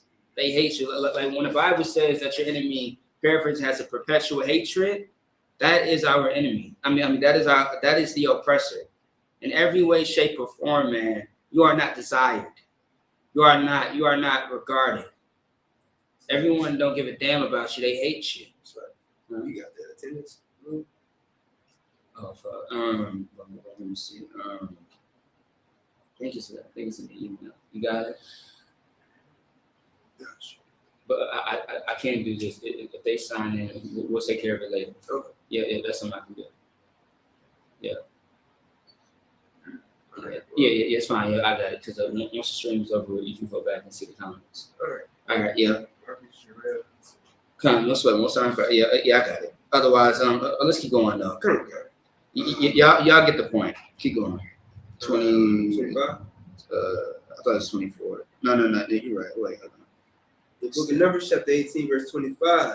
Yeah, you got it. And the Lord spake unto Moses, saying, verse 26, thus speak unto the Levites, and say unto them, when you take of the children of Israel the tithes which I have given you from them for your inheritance, then ye shall offer up an heave offering of it for the Lord, even a 10th part of the tithe. Right. So what verse 26 is saying is similar to what verse 24 was saying. As far as, again, Levites, they live off of the tithes. They live off of the things that the Most High is giving them, which is the land. And what's so beautiful about that is, in support of that, you have the Israelites that are helping as well. And the Levites, like the job of the Levites and the job of non-Levites go hand in hand. They work together. They help each other out. You know what I mean? It's amazing. But you can start right there, and let's go back to the Hebrew. 27 all the way down to 32, which is going to be the end of that chapter. Book of Numbers, chapter 18, verse 27.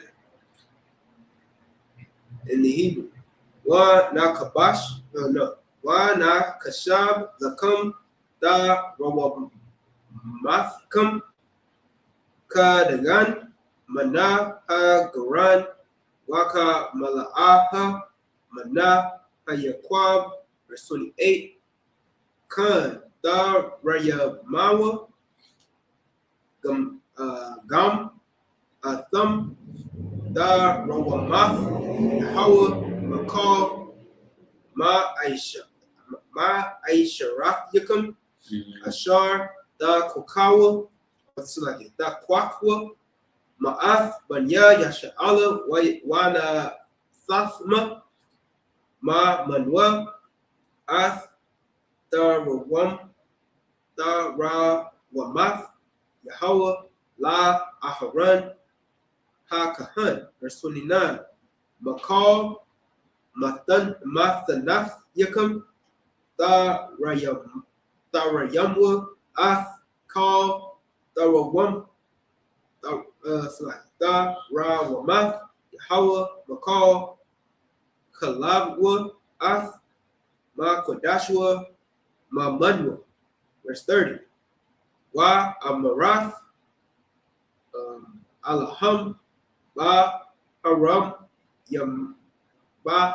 yam kum ath kalabwa mamanwa wa na kashab la loyam kathab wa ath garan wa kathab wa ath Yaquab. Verse 31. Wa akalafma athwa wakal ma kawam atham wa ba yathkum kaya shakar hawa lakam kalak aibadathkum ba ahal bawai. Verse 32. Wa la'a tha sha'awa ayla yaw, it's like alyawa kata'a ba harayamkum ath kalabwa mamanwa wa ath kodashya wanya yasha'ala la'a da kalalaw, it's like ka da kalalwa lawa da ma wathwa. It's the end of 32. All right, that's what. All right, we'll sign in Christ. You go ahead and read that.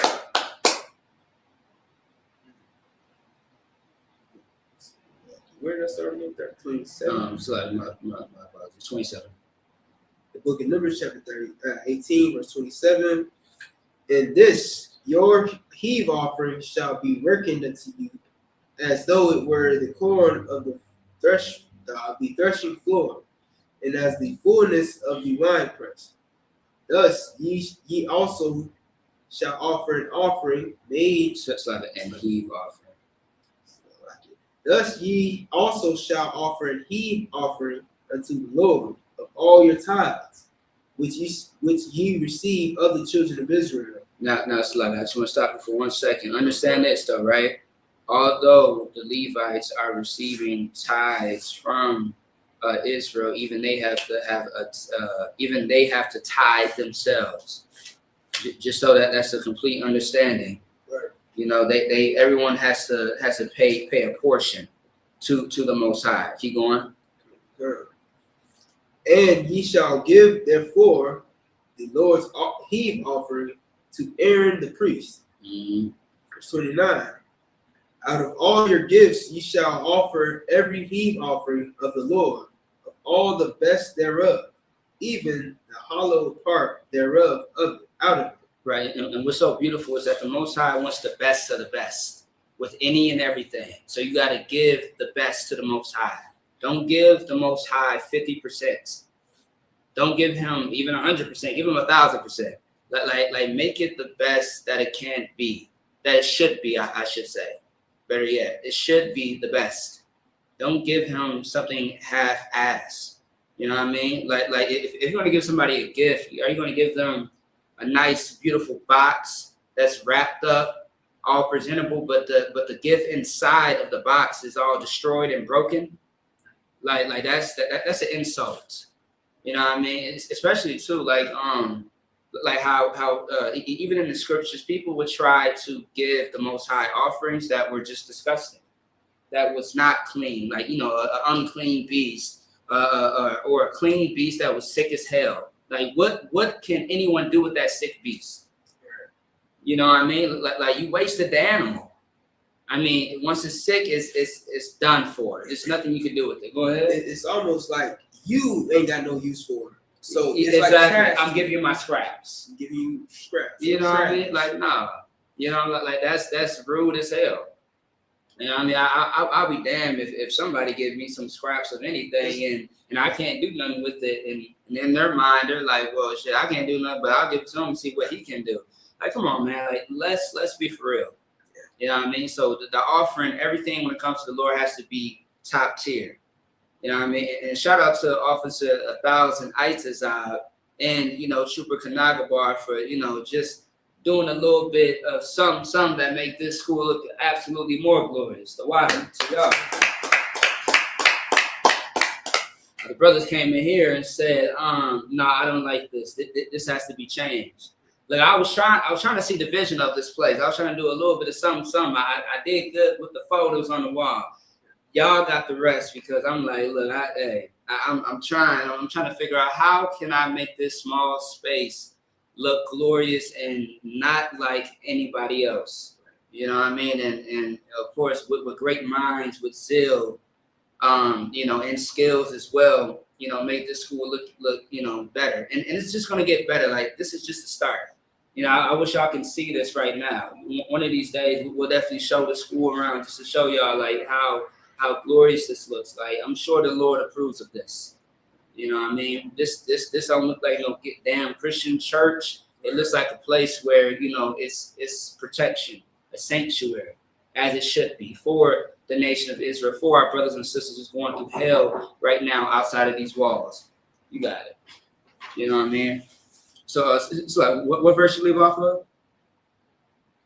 27, 28. I got you. Don't worry about it. So this is verse 28.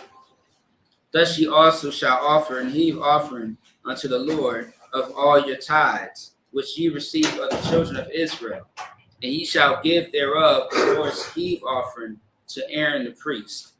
Okay, so even the Levites had to give their offerings over to the priest. And it said Aaron the priest. That's right. All right, keep going. 29. 29.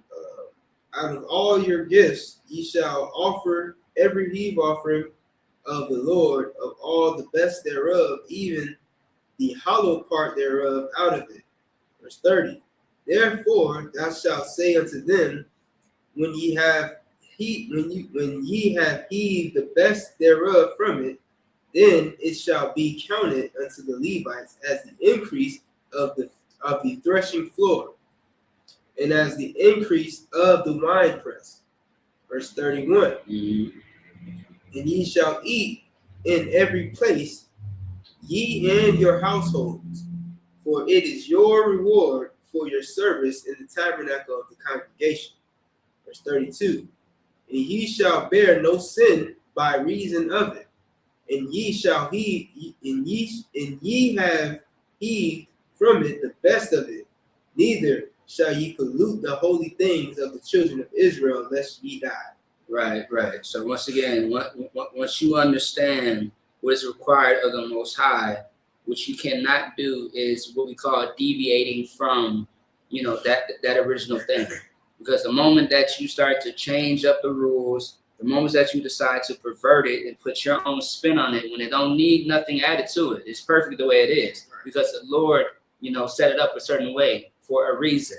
The moment that you start to, go against that, then, you may just find yourself just unalived. You're going to find yourself in the path of destruction to where ultimately you are going to meet your demise. Mm-hmm. All right. That's it on that part. Let's go to, let me see. Oh, Salaki. Damn. It's my apology. You're supposed to read 19:1. As far as the other Hebrew, but it's fine. So I just read from 19:1 to 19. Yeah. You can just read the extra one, but we can still kind of keep the thing, keep it to like to 8, verse 8, like keep the 7 scripture. So yeah, so you'll read verse 1 all the way to 8. Then you got it. Yeah, you got it. And if I may too, yeah, go ahead. I like to read like the first 5 books of the Bible. You know what I'm saying? All the how the structure is set up. I like to read it and think. Yeah. This is how we're going. It's going to get. This is what we're going to get back to in the kingdom of heaven. Yeah, exactly. Yeah, I was just about to say that. Yeah, absolutely. Instead of looking at it like, oh, that's old and that's done away with, like many Christians do. Right. They like to look at it like, oh, that's done away with. I look at it like we are going to get back to that. We don't deserve to have that. Right. We don't deserve a structure like that right now because of our sin. Right. You know what I mean? We're in hell now. We're ran by America. Yeah. Our laws are governed by America. What we do and don't do in our homes is governed by America. Right. Not by God. Although, as an Israelite, you still have to govern yourself as an Israelite. You still have to govern yourself as far as what the Most High wants from you and doesn't want from you. But because we've been in this place so long and we've been under Christianity and under the devil so long, we've fallen into his customs and the way he does things.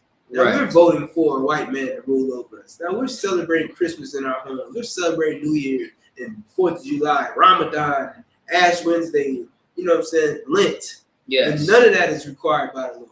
All of that is against the Lord. All of that is against the Most High. And we're sitting in the Christian church as if we're doing something for the Most High. Right, absolutely. You know what I mean? One day we're going to get back to doing what God requires us to do. Right, from the beginning, from Genesis, all the way up until now. Like you said, the very first 5 books of Moses, was absolutely, like you said, the structure. The structure of how we were supposed to thrive and survive and live as a people. You know what I mean? Are very much, it was our blueprint. Okay, but now how we live today, man, is so out of order.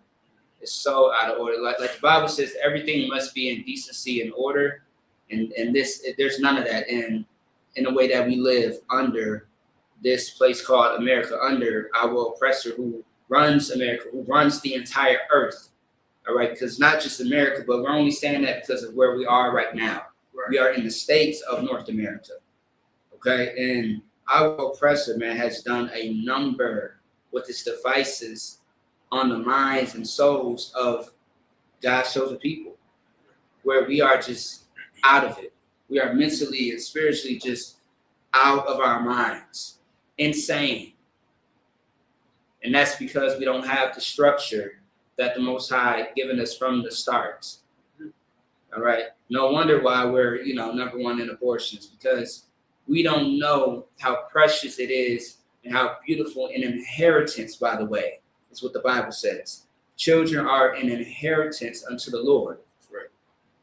Because we don't know that, abortion sounds good. It sounds like the right choice to make when you are in a tough spot and you are not holding yourself accountable of the actions that you took when you laid down with that man, when you laid down with that woman. So it does sound like an easy way out. But no one talks about the pain and suffering that held behind those choices. It sounds good to smoke, to get high. It sounds good because you are escaping from reality, from all your problems, from all your molestations and assaults, from all the bullets that hit you. You know what I mean? All the constant arguing and fighting amongst your household and your parents. It sounds like an easy way to live life. It's not. It's pain and suffering. Don't you know people that get high, they want to stop? I hear people all the time. Hey man, I've been smoking a little too much, man. I've been drinking too much. I've been getting high too much. I've been smoking this dope, man. I don't want to do this anymore. I want to break. But then they can't because they don't know how to properly. They don't have the discipline. They don't have the counsel. They don't have someone to hold them accountable, to show them another way to where they don't have to live like that. Only in the Israelite school, a universal practical knowledge, have I seen real change. Have I seen where someone's going to hold you accountable. They are going to hold their feet to that fire. They are going to, their nay is going to be nay and their yea is going to be yea. Whatever they say is what it's going to be. There's no such thing as hypocrisy. You can't short yourself here. You can only succeed. And if you fail, it's on your part, not ours. I pray you understand. But go ahead unless you want to say something. The book of Numbers, chapter 19, verse 1 in the Hebrew. Wayadabar Yahweh al-Mashah wa al-Aharon la'amar. Verse 2. Za'ath kakwath ha-thawara. Ashar tazawa Yahweh la'amar. Dabar al-Banya Yasha'ala waya kwakwa. Al-Yakah. Paraha Adama Tha Mayama Ashar Ayan Baha Mawam Ashar La'a Ayla Alya. It's like Alyaha. Verse 3. Wana Thafma Atha Al Alai Zar. Ha kahan waha wa taza ya'a atha all ma ka wataza la ma kana wa shakat atha la panyawa. Verse 4. Wala kwak ala izar ha kahan ma dama ba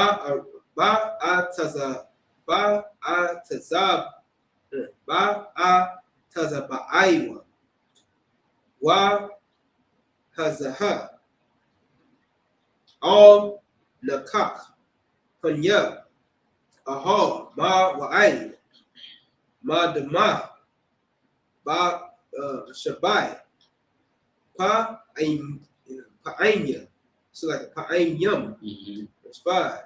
Wa sharak ath ha para la ayan yawa ath ayra wa ath ba sharha wa ath dama al parashha ya sharak. It's like wa sharak. Verse 6. Wa laquak ha kahan aitiza.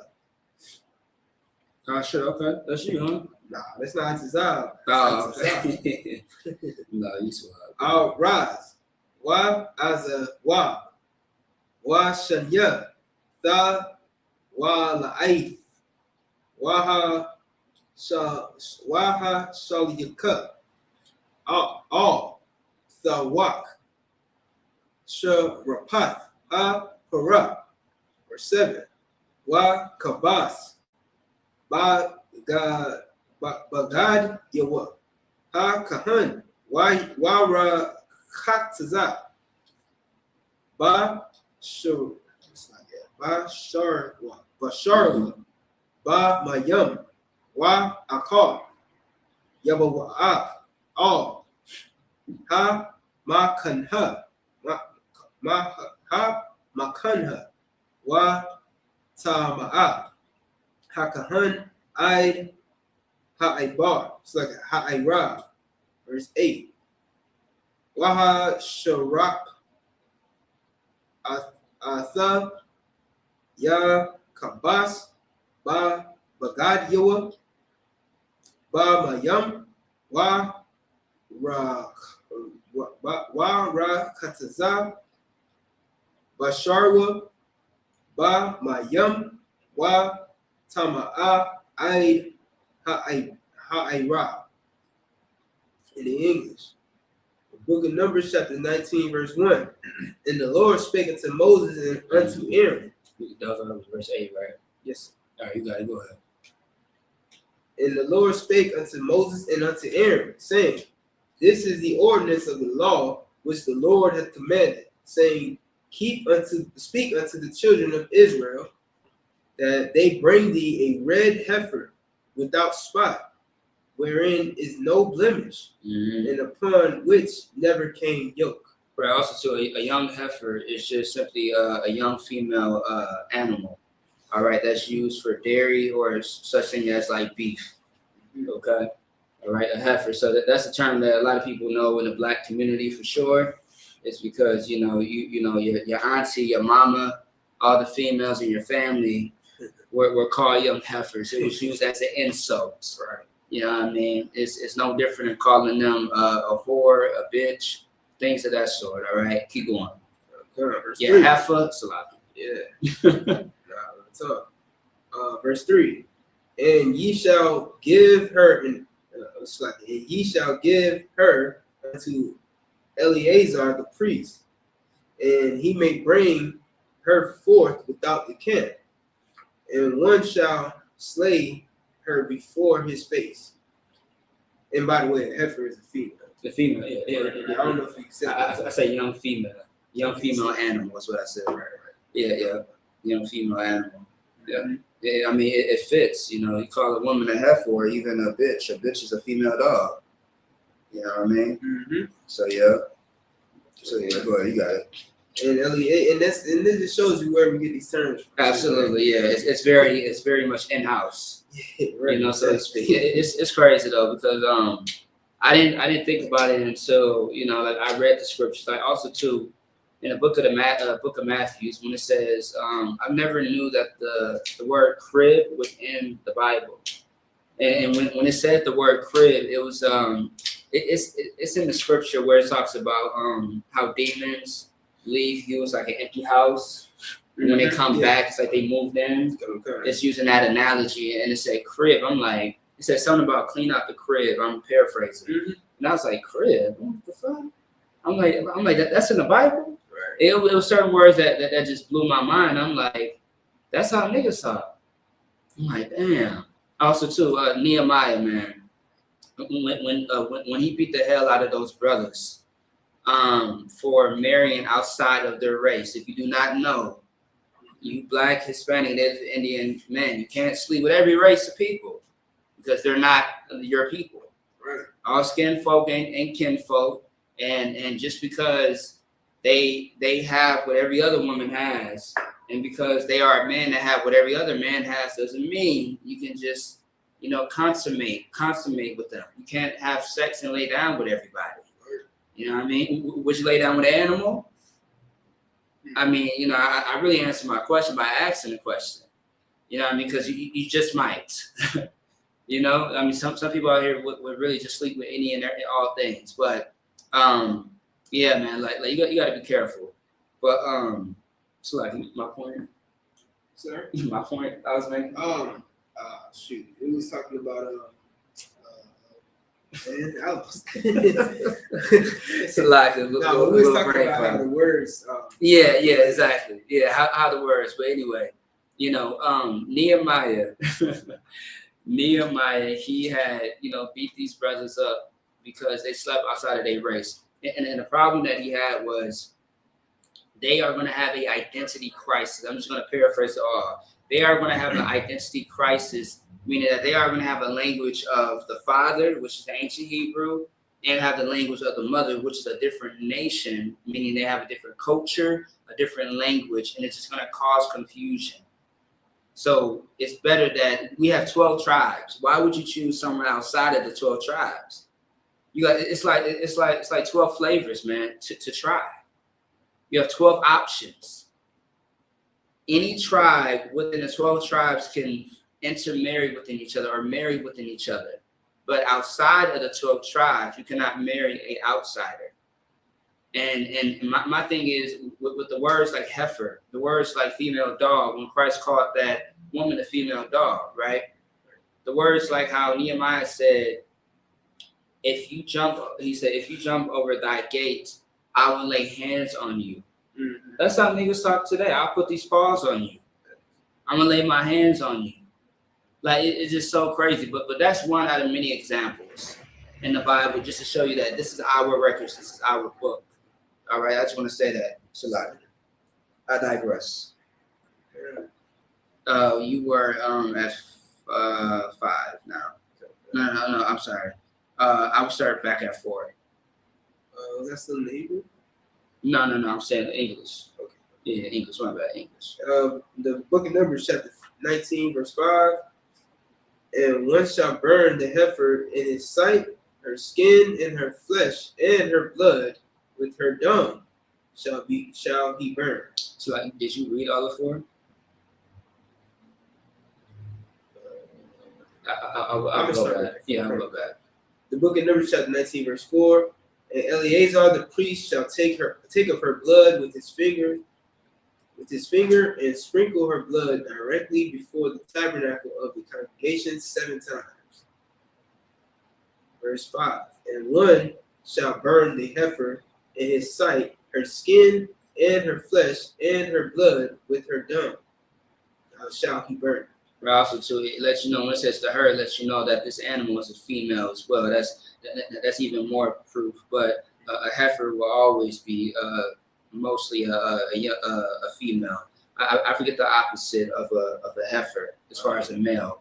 Do you know like a young male. Yeah. It's a name for it. I just seen it. Yeah, I just seen it. But however, when it says heifer, you know that it's a female animal, so to speak, or whatever. Keep going. Verse 6. And the priest shall take cedar wood and hyssop and scarlet and cast it into the midst of the burning of the heifer. Keep going. Verse 7. And then the priest shall wash his clothes, and he shall bathe his flesh in water, and afterward he shall come into the camp, and the priest shall be unclean until the evening. Verse 8. And he that burneth her shall wash his clothes in water, and bathe his flesh in water, and shall be unclean until the evening. Right. So the purpose of this is for the people. It's to clean the people who are unclean. All right. I want to stay away from the word ritual, but this is something that was done a practice that was done in order to in order to clean unclean people. I understand in the Bible there are rules that we have. There are instructions that we have in order to do any and everything. Like, for example, quarantine. Quarantine just means that you are set apart from the congregation for a time, depending on what the uncleanness is. All right. So, for example, if you have a baby, if a woman has a baby, that woman is unclean for a certain amount of days, depending on if she has a boy child or a female child. If you have a blood issue just simply means that you have some type of, disease. Like, what's the one that makes a woman bleed all the time? Is it fibrosis? It's a that sounds familiar. Yeah, it's a condition where like a woman, if she has a flower, right? A flower is like a period or a monthly, a menstrual cycle. She's unclean for 7 days, and she has like a regular one. But there's a one where a woman, sometimes she can bleed constantly all the time, and it's not determined by her monthly. It's just she has an issue with her body to where she just bleeds all the time, and so she's forever unclean. You know what I mean? But it's a term that they use in today's times, a medical term that they have for that type of issue. Same thing with HIV. You know what I mean? You have to quarantine and stuff like that. So many rules. When someone dies and you go to the funeral or burial, when you give into marriage, man, when you have sex as a man or a woman, you are unclean for a time. But the rules are always different. All right, so this is what we are seeing as far as the cleansing of the uncleanness. You go ahead and get back into the Hebrew. We had verses 9 to 15 with that one. And by the way, that young bull is a calf. It's a cow, yeah, a cow. Otherwise, they had another word, bovine. Well, bovine, I think it's another word for bull. Bull, yeah. But the young cow is a calf. Calf, male yes. Cow. Yeah. I think bovine is. Yeah, because when I saw it say a heifer is a young female bovine, which is like you said, a bull, a cow. They're kind of all in the same family, in a sense. They cousins. So. Oh, wait, is it spelled this way? B-O-V-I-N? Yeah. It says a relating to or affecting cattle. Yeah. So it's some animal. Yeah. So like you said, a cow or a bull or something like that. Yeah. But because like you said, a cat. I think it did say calf in it, didn't it? What? In scriptures? In scriptures? I think it said it earlier. But however, it's a lawful animal though. We know that for a fact. But yeah. Book of Numbers. Okay, you got 19 verse 9 in the Hebrew. YAHANNA tahawor ath apar ha parah YAHANNA.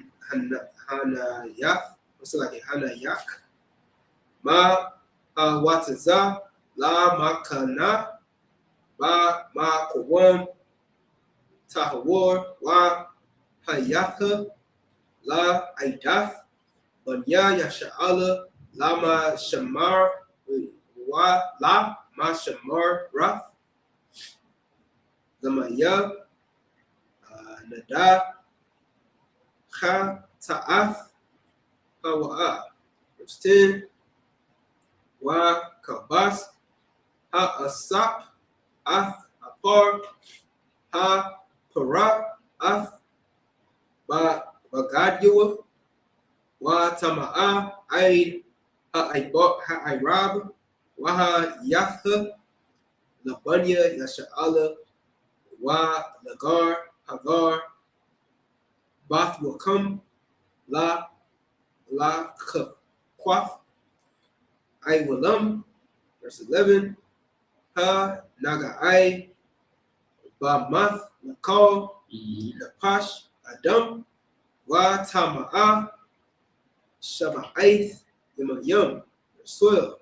Hawa'a ya thakata ya da kata'a wa yawam ha shalayashya wa bayamwa.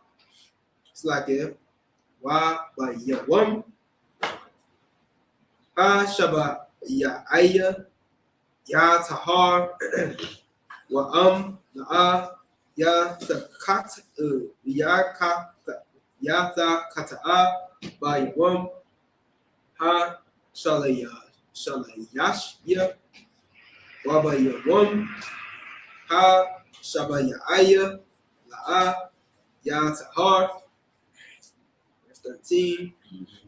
Call ha naga I ba math ba napash ha adam ashar yamawath wala ya takata'a ath ma shakan yahawa tama'a Wana Karatha, Ha Napash, Ha Hawa'a, Maya Sha'ala, Kaya Maya Nada, La'a, Zarak, Alyawa, Tama'a, Yahaya, Aiwad, Tama'athwa, Bawa, verse 14, Za'ath, Ha Thawara, Adam, Kaya, Yamawath, Ba Ahal, Call, Haba'a, All, Ha Ahal, Wakal, Ashar, Ba Ahal, Ya Tama'a, Shaba'ath, Yamayam. Verse 15. Last verse. Wakal, Kaya, Pa Thawak, Ashar, Ayan, Taza Mayad, Pa Thayal, Al Yawa, Ta Ma'a, Hawa'a. That's it on that? That's it. Most High Christ. That's for you if you need it.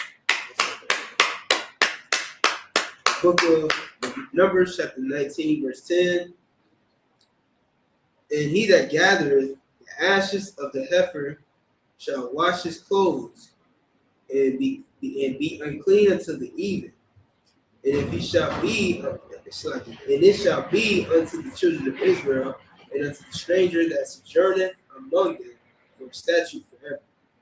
He that toucheth the dead body of any man shall be unclean 7 days. Right. So also, so you're also going to find this in the book of Leviticus, where it speaks about the so many scenarios of quarantine. That's a great book. I would honestly, if I were you, I would start off. What was very, very important. I would start off with Leviticus, the 11th chapter. That's where you're going to see the dietary laws about what you should and should not eat. I think everybody, within their first 90 days, you should know what you should, what you can and cannot eat according to the Most High. You know what I mean? Like I was just explaining this to my father this morning about, there are specific rules on why, you can't eat certain things. You know what I mean? But now if you want to get more in depth about why we can't eat pork, crab, shrimp, and lobster, just look at people who eat it today and see if you're able to, have a conversation with them. You probably won't, because they most likely have died from it. Health issues, health problems, major ones. But of course, you're going to have people out there that's going to say, well, a little bit of everything could, kill you and, create sickness and stuff like that. But if we really want to get down to the nitty gritty of it, we are going to show you which one is better to eat versus the other one. You know what I mean? It's not about, but if you really think about it, the oppressor has poisoned every goddamn thing. It's not really about what's poison. It's more about what is lawful, what is legal, what is unlawful, what is illegal, according to the Most High. That's really all that matters. Everything else, just don't worry about it. The Most High did say that we shall eat and drink poison and not die. So if you're one of those people that are, very anal about the GMOs and all the other stuff, don't you even sweat it. You know what I mean? It's not that big a deal. If you want to eat that, McNasty is what I call it. It's called McDonald's, but McNasty, go ahead and eat it. Just make sure that it is as close as lawful as it can be in order to eat it. And that's that. You want to say something? No, I was going to say, don't go and order the bacon cheeseburger. Yeah, we definitely ain't saying that. You know what I'm saying? Go and order the cheeseburger. They say 100% beef. So eat it. Yeah, it's probably 85. It's probably, got different other type of meat in it. Here's what I say. Yeah. Because McDonald's used to be $1 a burger. Yeah. It ain't that no more. No, it's not that no more. So, you know what I mean? We used to eat it because, for necessity. You know what I mean? We used to eat it because that was all we could afford. Right. You know what I'm saying? Now you can't even afford McDonald's. Yeah, you can. Yeah, you can. Yeah, it's crazy. Even going to Wendy's, you want a 4 for $4, that shit gonna be $10. It should be a 4 for $10. So that's exactly what it's gonna be. You know what I mean? That's exactly what it's gonna be. Just that. All right. But anyway, I digress. So verse 11, when he says, "He that touches the dead body of any man shall be unclean 7 days." It's the same thing for a carcass of an animal. A carcass just means a dead body. All right, it's a body that's unalive. It has no life in it. You know what I mean? It's the same thing as well. Now, however, as far as animals, because like when you have chicken, when you have go ahead, you got that. Yeah, no sweat. You know, when you have a chicken or something like that, you know, it's dead, but it's not going to make you unclean, you know, at the grocery store because there's no blood in it, there's no life in it, so to speak. You know what I mean? Meaning that it's prepared to where it's prepped for food, for cooking. Okay, it's packaged now. You know, all the disgustingness, you know, it's not there no more. So it's packaged up for you to cook. So that's not going to make you unclean, because even some idiot has said that too. It's like, so every time you grab some meat from the store and you're ready to cook it, does that make you unclean? No. All right. It's already went through the process as it died to be prepared for you to cook. Okay. There's a process with death. Like if anybody out there who knows how, who you know ran a funeral home, there's a process of how they run, you know, how they do the dead body. Even a slaughterhouse, when it comes to slaughtering animals, there's a process to where, you know, they package, you know, they gotta, there's a practice that they do for that animal that is dead. All right. You know, they do all the most gruesome, disgusting parts of it in order for you, you know, to get to the part where it's all packaged and clean. Okay. So yes. So, but again, for 7 days, you are going to, you know, be unclean. You have to quarantine and separate yourself from the temple and from the congregation, so that way they're not unclean as well. I'm not saying that you are going to get a cold or it's not hereditary per se, but you just don't, you know, you just don't want to spread anything. That's why with COVID-19, with that whole thing right there, in some sense, some people can get it based on being around you. So to avoid that, you just separate yourself from everyone else. That's the same thing as quarantine. All right. And there's rules to how to quarantine yourself based on the situation. Once again, that's for another day, another class. However, we have broke down the entire Leviticus book itself, and you can find that on our channel. All right. Or on our channels, I should say. I.S.U.P.K, any state, any city, so be it. Verse 12, he shall purify himself with it on the 3rd day, and on the 7th day he shall be clean. But if he purify not himself the 3rd day, then the 7th day he shall not be clean. All right, once again, I did mention there are rules to when you quarantine, you have to clean yourself. You have to prep certain things to make sure that you are completely, you know, done with the quarantine and you are no longer unclean anymore. Like another thing is too, for another great example, when a man or a woman, you know, have sex with each other, there are liquids that come out of you. You know, it's called semen. It's called this, that, and the third, right? I would hope when you are unclean, when you are done with that, you know, intercourse, with that sex, that you actually wash your behind. I would hope so. I would hope that you clean yourself. You take a bath or a shower, that you do some type of cleaning, that you wash your clothes, wash your sheets, so on and so forth. Like there's rules to everything. And I would hope you do that. Otherwise, if you don't, good night. Like, you are just disgusting and diabolical. You know what I mean? Just disgusting. But once again, I will hope when you are unclean in any fashion, in any manner, that you wash your clothes, you wash yourself. You know what I mean? Like, don't be like the oppressor, where he will just continue to stay dirty. He will air freshener, you know, his clothes and be like, yeah, I'm clean. You know what I mean? I was just talking about giving them the example about, you know, how when you are, you know, giving in marriage, you know, having sex and stuff like that, I would hope that you wash your clothes, wash your sheets, and wash your behind. Yeah, don't go to that other red house right after you. Yeah, man. Yeah. Man. Wash yourself before you go and lay with the next one. Exactly, because bacteria sits, it spreads.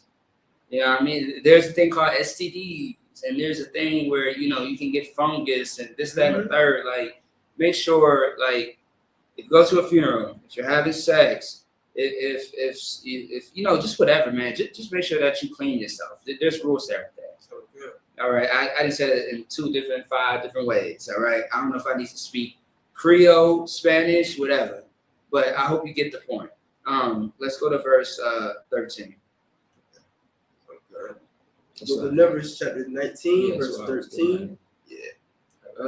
Whosoever toucheth the dead body of any man that is dead, and purifieth not himself, defileth the tabernacle of the Lord. There you go. And that soul shall be cut off from Israel. Right. Because the water of separation was not sprinkled upon him. That is so poetic. That is. Good night. In other words, because he didn't wash his ass. Yes, sir. All right. The Lord said, because the water of separation was not sprinkled upon him. That is some hardcore ass writing. Yeah. That is so poetic. But if you don't understand, it means that, you know, you're still unclean because you didn't wash your ass. All right. Mm-hmm. I have to say it like that because that's the language that our people understand usually. So yeah, just make sure that you wash your behind. Otherwise, you are going to be, you know, that person who just funky. Don't want that. I mean, would you sleep with somebody that's funky? Mm-hmm. And that's another hint to let you know who the children of Israel are. Yeah, because that's not us. You know what I mean? There's a story that people love to tell about how the Moors taught the Europeans how to bathe. Yeah. You know what I mean? These are the same people who carried around diseases because they didn't wash. Yeah. Because they didn't jump in the damn tub and wash with soap and water. These are the same people who today don't even use the soap and rag. Man. They shampoo their hair, and when they wash their hair, it just runs down their their body. Let it run down their body. That's their bath. Yeah, that's crazy. You know what I mean? So that's crazy. That lets you know who the people over in Israel right now, not the children of Israel. Yeah. Yeah, they're not. Yeah, man. Because I don't understand that. Like you have to be like in the shower when you clean yourself, you got to be intentional about what you're cleaning on your body. You think the water itself is going to clean everything? No, it rinses you. It doesn't cleanse you. You know, per se, like you got to add product to your body to scrub off because some people. You know what I mean? Some people have hard to reach areas and you know, you got dirt in certain areas. You got to clean. You got to clean the cracks, the crevices of everything. You know what I mean? Like dirt, like, you know, holds on to your body. You know, it holds on to anything. You got to scrub. You got to rub and stuff like that, man. Like, come on, man. You better grab that damn soap. And I don't care if it was laundry detergent or dishwashing soap. Go ahead. Also, for you dreadlock wearers, you know what I'm saying? That it's gunk in your hair. Yeah, it's literally dirt and it's matted hair, which is dead hair with somewhat live hair. But majority is dead hair and dirt. Talking about I need to detox my dreads. If you have to detox your dreads and there's a whole bunch of dark, muddy water, you have to cut it off. Because when you wash your hair, like you know the difference of like when you take your braids out, right? For example, right? You got products in your hair. You got oil, you got probably mousse, you got jam in your hair, right? All that dries up and clumps up, you know, and stuff like that. And that's product buildup. And your hair is growing at the same time. There's a whole process of what's happening with your hair, right? So when you wash it, you should when you're done washing it, you should know that it's clean. And if it's not clean, what you got to do? You got to re-shampoo. You got to re-condition. You know what I mean? Same thing when you're washing your body. Sometimes you probably work in a certain environment where you get super dirty. You work in the mines and with the coals and the caves. You're a blacksmith. You are a mechanic. You get super like, you get dirt on you. You know, you may have to wash up more than you usually do on a regular basis to get it off of you. And you telling me that you just use water? The oppressor is disgusting, man. But go ahead. You want to say something? Nah, that's it. That's nasty, man. But anyway, go ahead. Good. I believe did I finish 13? Let me just start back. No. You actually you was at the because the water, the separation was not sprinkled upon him. He shall be unclean. His uncleanness is yet upon him. Right. So it's staying on him. He's still unclean. He has to be separated from Israel at this time because he's still unclean. That's because he did not wash himself. Keep going. Verse 14. This is the law. When a man dieth in a tent, all that come into the tent and all that is in the tent shall be unclean 7 days. Keep going. Verse 15. In every one vessel, it's like in every open vessel which has no covering bound upon it is unclean. Well, and every open vessel which have no covering bound upon it is unclean. Oh yeah, kind. Okay, and that's the last verse. Yeah, that's the last verse. So now this is the last 7 for sure. 16 through 22. And that's it. The book of Numbers, chapter 19, verse 16. In the Hebrew. Wakal Ashar Yagai Al Panya Ha Shada Ba Kalal Karab Awa Ba Math Awa Ba Aitazam Adam Awa Ba Kobar Ya Tama'a Shaba'aith Yamayam. Verse 17. Waya wa la kwakwa la tama'a ma a par sharapath ha kata'af wa nathan al yawa mayam kayayam all kaya. Verse 18. Wala kwak Azawab wa tabal ba mayam ayash tahawar wa hazaha al ha ahal wa al kal hakalium wa al ha napashiyaf. It's like ha napashwaf ashar hayawa sham wa al ha nagai Ba Aitazam Awa Bakalal Awa Ba Math Awa Ba Korah. What's like Ba Kobar. 19. Where am I reading to again? Where am I reading to again? 22, which is the last verse of this chapter. Okay. And then that's it. Then we get into the English and then we're done. Okay. Verse 19. Wa Hazaha Ha Tahar Al Ha Tama'a Bayawam Ha Shalayashia Wa Bayawam Ha Shabayaya Wa Kata'awa Bayawam Ha Shabayayawa. So like Wa by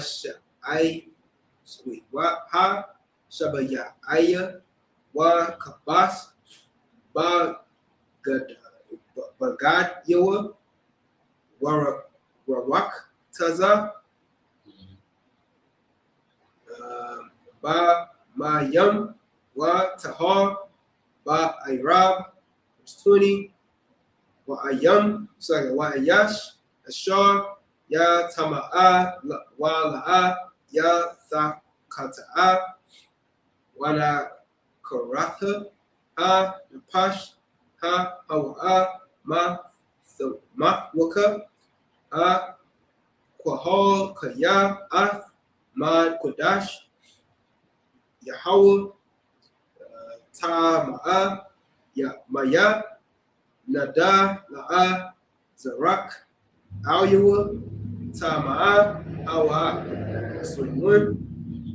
Wa Hayath Laham La Hakwaf Aywalam Wa Mazaha Maya Ha Nada Ya Kabas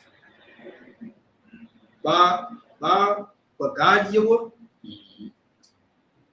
Waha Nagai Ba Maya Ha Nada Ya Tama'a ha'irab. So 2, Wakal ashar yagai bawa ha tama'a ya tama'a wa hanapash ha nagaif da tama'a I ha'irab. Yes, sir. Yes, sir. All right, clap it up. All right. You got it. Let's go ahead and read it in the English. 16. The book of Numbers, chapter 19, verse 16, in the English. And whosoever toucheth one that is slain with a sword in the open fields, or a dead body, or a bone of a man, or a grave, shall be unclean 7 days. And select. Mm-hmm. So even if you go to a grave site, you know what I'm saying, after the body dead and buried, you still unclean. Oh yeah, fine, yeah. 7 days. Yeah. So every time you visit that, that dead relative, you know what I mean, you are always unclean. You know, it's so funny though, right? So many family members, have passed away during my small time in the truth. And certain family members will hit me up, be like, hey, so and so, how come you ain't here with us? You know what I mean? Well, first of all, y'all at the gravesite, y'all getting yourself pitch black drunk from sun up to sundown. Like I never knew. I mean, people really sit at the gravesite all day. I mean, I do understand the concept of a funeral where you are there for like 2-3 hours, because the funeral is really not that long. You know what I mean? You got the service, the funeral service. And then you have the after party. So I call it the after party. So I call it the after party because they call it the wake. Right. Nigga, as soon as they put whoever in the ground, you know what I mean, you are at the next spot eating up all the food whoever cooked. You know what I mean, man. I saw a meme not too long ago. It was like when you at the funeral, the food so damn good, you forgot who the hell died. You know what I mean? It's like good night. But I call it the after party because it's like, it's a sense of celebration. You know what I mean? You not only are you mourning, but you're just celebrating their passing. Because the reason why they call it passing is because you're passing through. This life has died, and now, in their terms, you're with Jesus, you're with God. And in some sense that's true, as far as your spirit, not your body. But that is funny. But yeah, you are unclean. You're unclean. All right, you're unclean. Even if you go to a grave site. Also, too, if you have ashes of a dead body in your house, that makes the house unclean. Yes, that's another thing as well. But go ahead. Yeah, no, I was just about to say that too. Like, you keeping ashes in your house, that house is unclean. That at least that room. Let's say you keep it in your bedroom. That room is unclean. Every time you go in that room, you're unclean 7 days. Right. Yeah. Actually, a portion of your house. Yeah. Like also too, I recall when my mother, she had passed away. My brother asked me, I think we should all get like ashes of our mother in a necklace, and our in a necklace or something like that. And I was just like, no, I'll pass. Right. You know what I mean? I'll honor her a different way. But I'm like, I don't need a dead person's ashes around my neck like that. I get it, but no, thank you. You know what I mean? Because I know what the Bible says, right. And then also too, I just felt weird about that anyway. You know what I mean? Walking around, you're unclean everywhere you go. Everywhere you go, all the time. You're making every space around you unclean. You're making every body that comes around you unclean. Yeah. It's a walking virus. Exactly my point. Yeah. You took a shower, but you put that necklace back on, boom, you unclean again. Yeah. It doesn't make sense, but I get it though. But however, it's just also too with this as well, right? The reason why death makes you unclean is another thing that a lot of people don't think about. Death is a result. Okay, death symbolizes impurity. Right, but death is also a result of sin to the earth, or sin in the sense of because understand that we are not supposed to really die. We are supposed to live. I mean, when we read about the people, the brothers and sisters in the Bible, they live for hundreds of years, and that is no exaggeration. But it sounds it sounds foreign because we are so used to living in a time where, your grandparents or family members might, hit maybe 90, maybe 100, but now years later, in our generation, it decreased at a significant number to where, our parents would see like, oh, so-and-so is 90, so-and-so is 110. But now we're looking at people where they're dying at 60. You know what I mean? Which is still young. 60 years old, 70 years old. Now it's 50, 40s. And they're dying at an alarming rate because of the sin that's in the earth. You know what I mean? It's a saying in the hood. It's a saying. I'm just trying to see 25 or 18. Well, it used to be 18. Now it's 21. Yeah, 21. Yeah, now it's. I think it's still now 21. You know what I mean? So yeah, but yeah, death in a sense is a result. Death is a result of sin entering the earth. In the sense of that, we are not really supposed to die. That's not how it's supposed to be. But because of years, sir. Right, yeah. That brother's talking about what we saw in the scriptures. You know what I mean? But yeah, I digress on that part. Let's keep going. Salaki. Tell me to shut up. Shut up anytime. All right. Get out of here, Salaki. All right. I believe we were at. You were. Yeah. Now we're at 17. Now we're at 17. Yep. 17. And for an unclean person, they shall take of the ashes of the burnt heifer of purification for sin, and running water shall be put thereto in a vessel.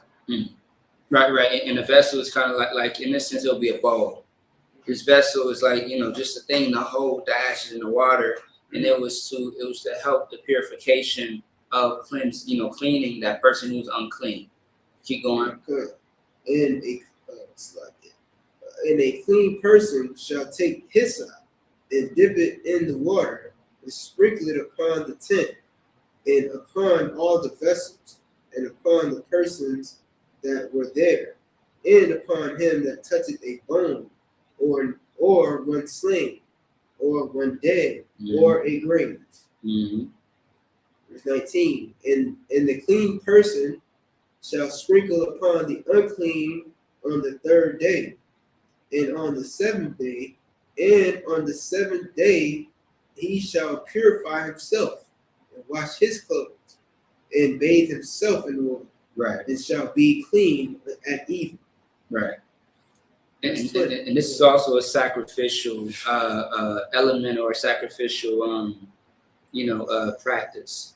Some people may say ritual, but I like to, refrain from using that word because of just the reputation that it holds. Yeah. A lot of people a lot of people tend to, get high and hear the word ritual and think of, the most insane things, things that are on TV, potions and spells and witchcraft. The very thing that you are smoking in between your lips is a ritual to a god, by the way, and that's witchcraft. That's a spell. All right. So, but of course, we try to help the simple with simplicity. All right. Keep going. Verse 22. Verse 20. But the man that shall be unclean and shall not purify himself, that soul shall be cut off from among the congregation. Now, here's the rule. If you do not follow the practice with you washing your behind after you are unclean. So if you do not wash your ass after you are unclean, you are going to be cut off from the nation of Israel. All right. And also too, another way to understand to be cut off from the nation of Israel, meaning that if you do not follow these rules, you won't have that protection of the Most High. All right. So every time you hear that that person's cut off from the camp, cut off from the nation, cut off from God, that means there's no longer any protection for you. All right, because you went against the rules. So when you go against the rules, there's consequences. You know what I mean? Go ahead. Because he hath defiled the sanctuary of the Lord. That's why. Once again, there's a violation. So because there's a violation, you are out. You are out the house.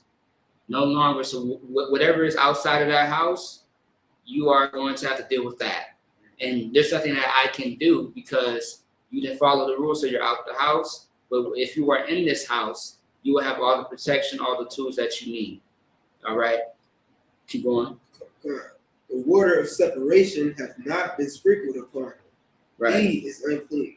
Mm-hmm. Wash some clothes, wash your behind, as you are unclean, in order to be full, in order to complete the cleanseness or the uncleanseness from the transition from being unclean to being clean.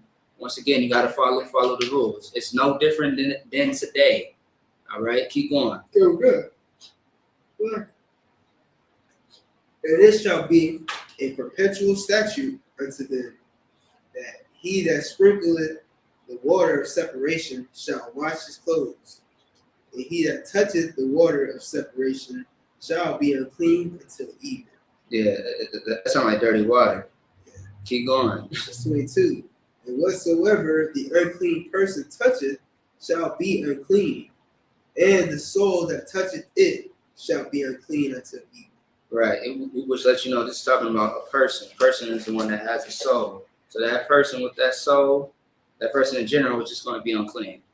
But most likely, yeah, like you said, until evening. I was going to say it off the top. It's already right there. You know what I mean? So yeah. So once again, there's different rules, different days of how uncleanness works.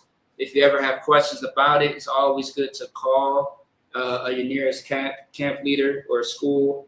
Just to see what is what and what is not, without speculation and making up things inside your own head, or listening to people who are not ordained to teach the Bible. All right. So with that being said, that was it on that. All right, we go ahead and say I.M.A.J. and do the prayers. All right, I.M.A.J., which is to stand.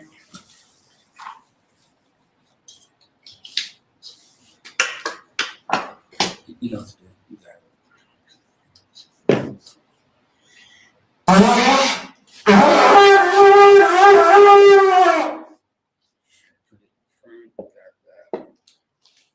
You got the scrolls. Oh, again? Oh, yeah. So that was just for a minute. So it used to be in Solo Double. I know. Oh, it's what? Freeze? Spill it over.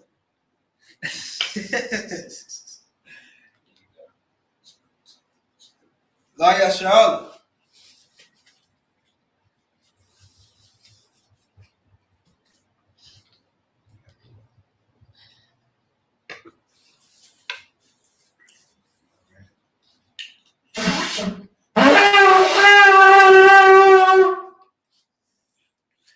Israelite Majim, or everyone that's like it.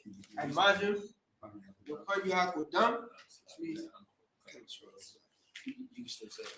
which means stand and turn and face the east.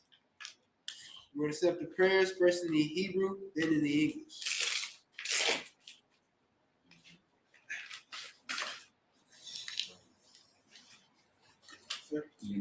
Repeat after me. The Lord's Prayer in the Hebrew.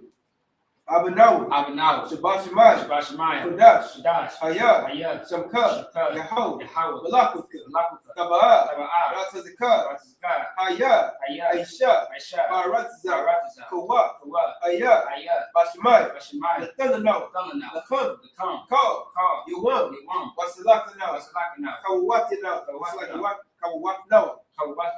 Kasalaknaw, Kawatinaw, Wala, Tabayahanu, Banasawan, Abal, Haushinu, Mayan, Ra, Kaya, Laka, Hamalaku, Ha'ala, Hatapara, I Aman. The Lord's Prayer in the English. Our Father, which art in heaven, hallowed be thy name. Yahweh. Thy kingdom come. Thy will be done.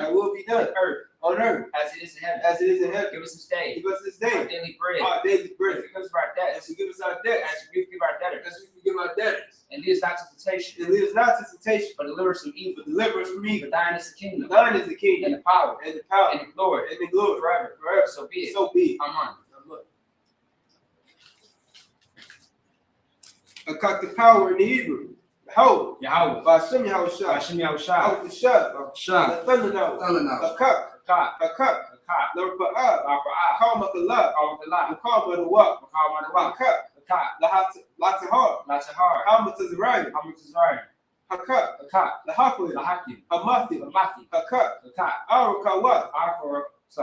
Al-Rakawas. Hatamala. The Garshan. Basham Yahushua. The water.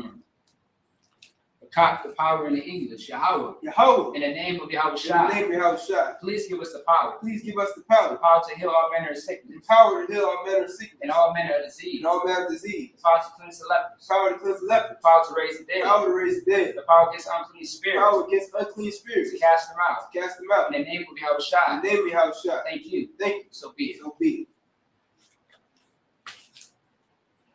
Bless Israel in the Hebrew. Yahweh. Ba'ashem Yahushua. Barak Wayashala. Waha Bayat Sapari. Barak. Ba'ashem Yahushua. Bless Israel in the English. What we just said was, Lord, in the name of Yahushua. Bless us in Israel. In the school. In the name of Yahushua. Thank you. So be it. Book of Psalms chapter 121 in the Hebrew. Asha'ah. Ayanya. Ahahari. Ma'ayan. Yaba'ah. Isariah. Ma'ayin. Yahweh. Aisha. Shamaya. Waratazah. All your thunder.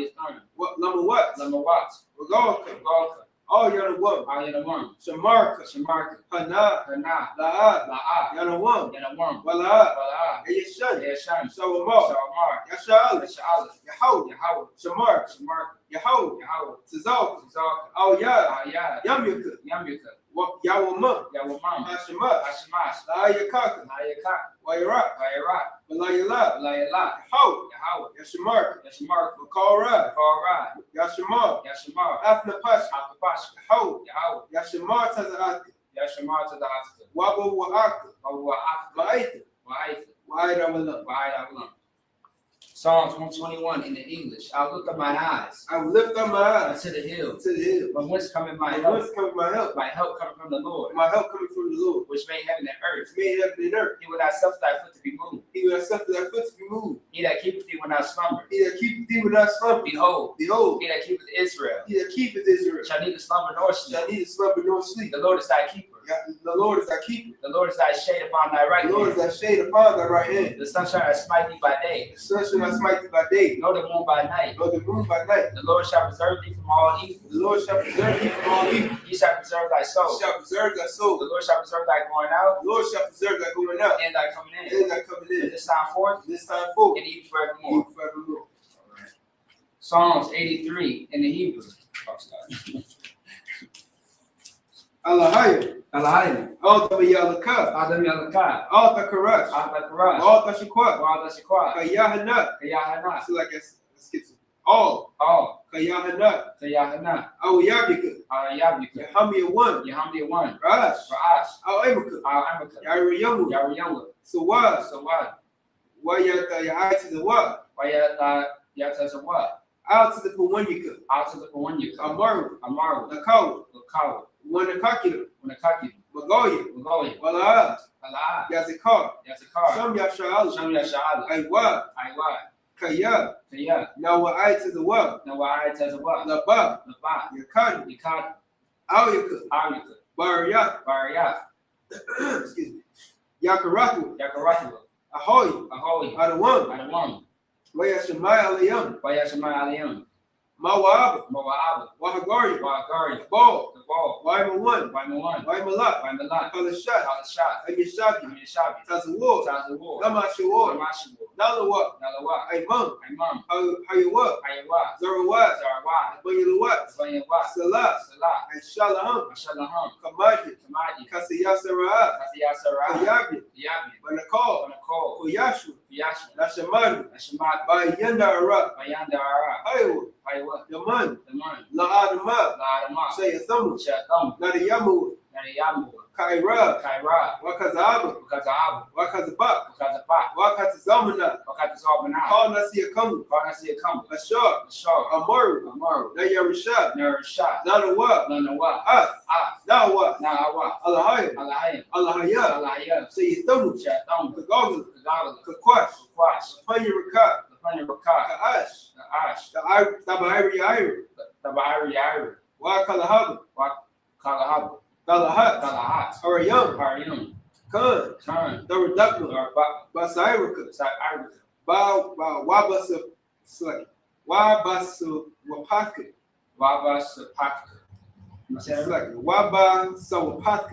Wabasa, Tabahala, Malaha, Panyaham, Palawan, Wayabakwashu, Shamka, Yahweh, Yabashu,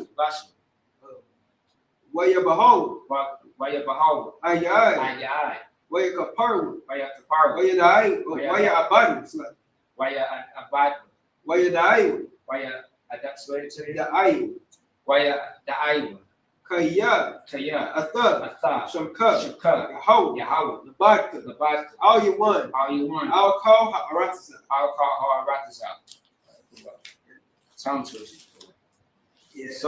No, for real. Psalms 83 in the English. Keep not thy silence, O Yahweh. Keep not thy silence, O Yahweh. Hold not thy peace. Hold not thy peace. And be not still. O Yahweh. For lo, thy enemies make a tumult. And they that hate thee. Have lifted up the head. They have taken crafty counsel against thy people. They have consulted against thy hidden ones. They have said, Come, let us cut them off from being a nation. That the name of Israel may be no more in remembrance. For they have consulted together with one consent. They are confederate against thee. Tabernacles of Edom. And the Ishmaelites. Of Moab. The Hungarians. The Ball. And Ammon. And Amalek. The Philistines. The inhabitants of Tyre. Ashur also is joined with them. They have hope in the children of Lot. Salah. Do unto them as unto the Midianites.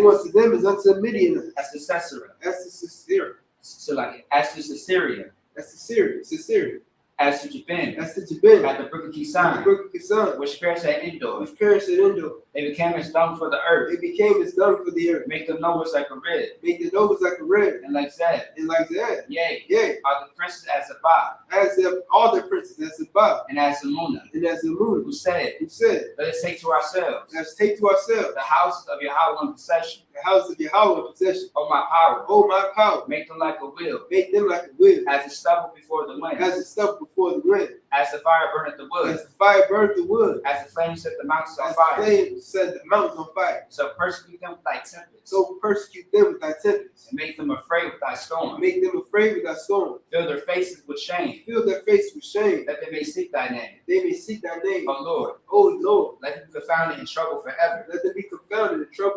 Yea. Let them be put to shame and perish. That men may know that thou, whose name alone is Yahweh, art the most high over all the earth. I.S.U.K. power structures. Blessed are you, Yahweh.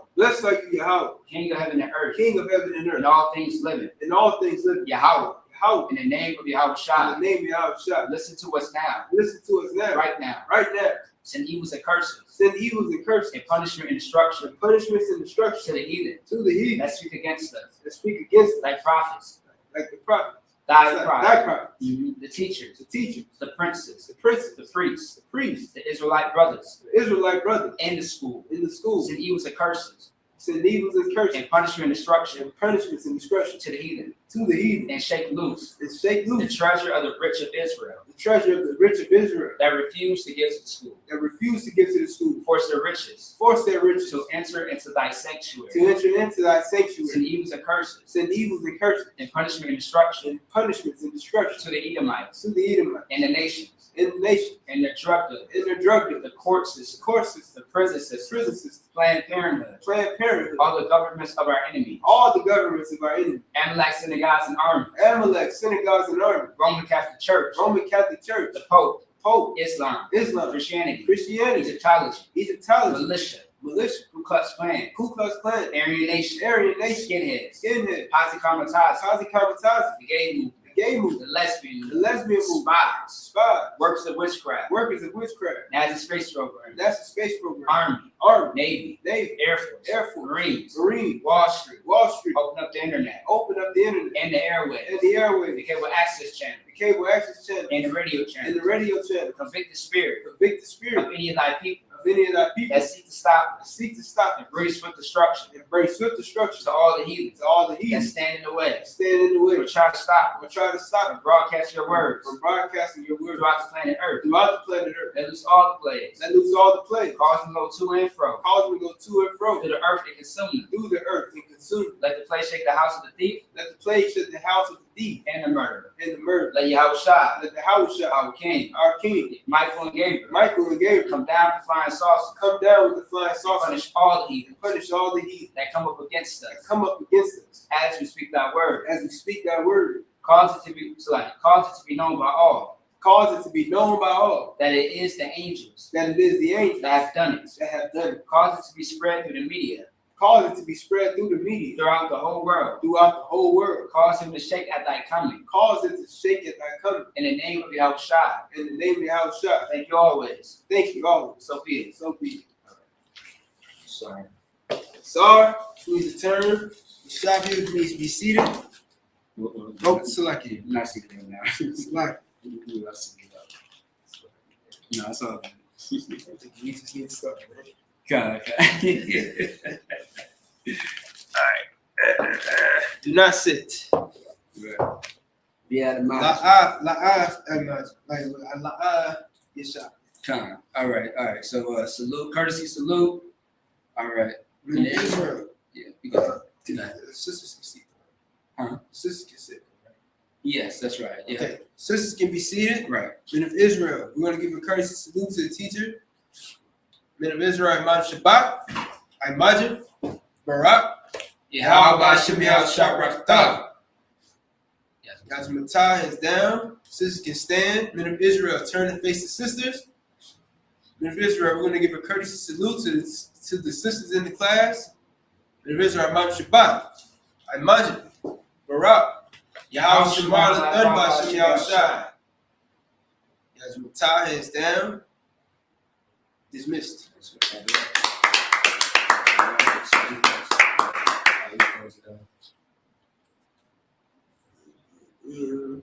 was gonna say you equal that the intro.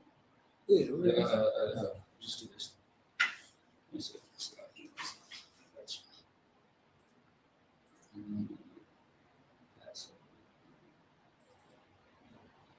Israel, it's that time again.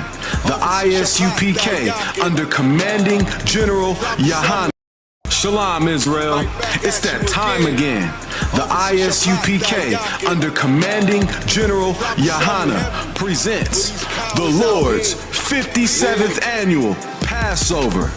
That's right, the Lord's 57th annual Passover, April 4th, 2026 in Houston, Texas. All Black, Hispanics, and Native Americans are commanded to observe the Lord's Passover. This will be the biggest Passover to date. You do not want to miss this. Fresh lamb, fresh wine, and bitter herbs as commanded by the Most High. Only $200 per person, ages 17 and up. The biggest event of the year. There is only one Passover, and it's under commanding General YAHANNA. See you there, Israel. Shalom. Nobody else there to compare to. Train for war, men of war, and warlike apparel. Prefer our leaders can't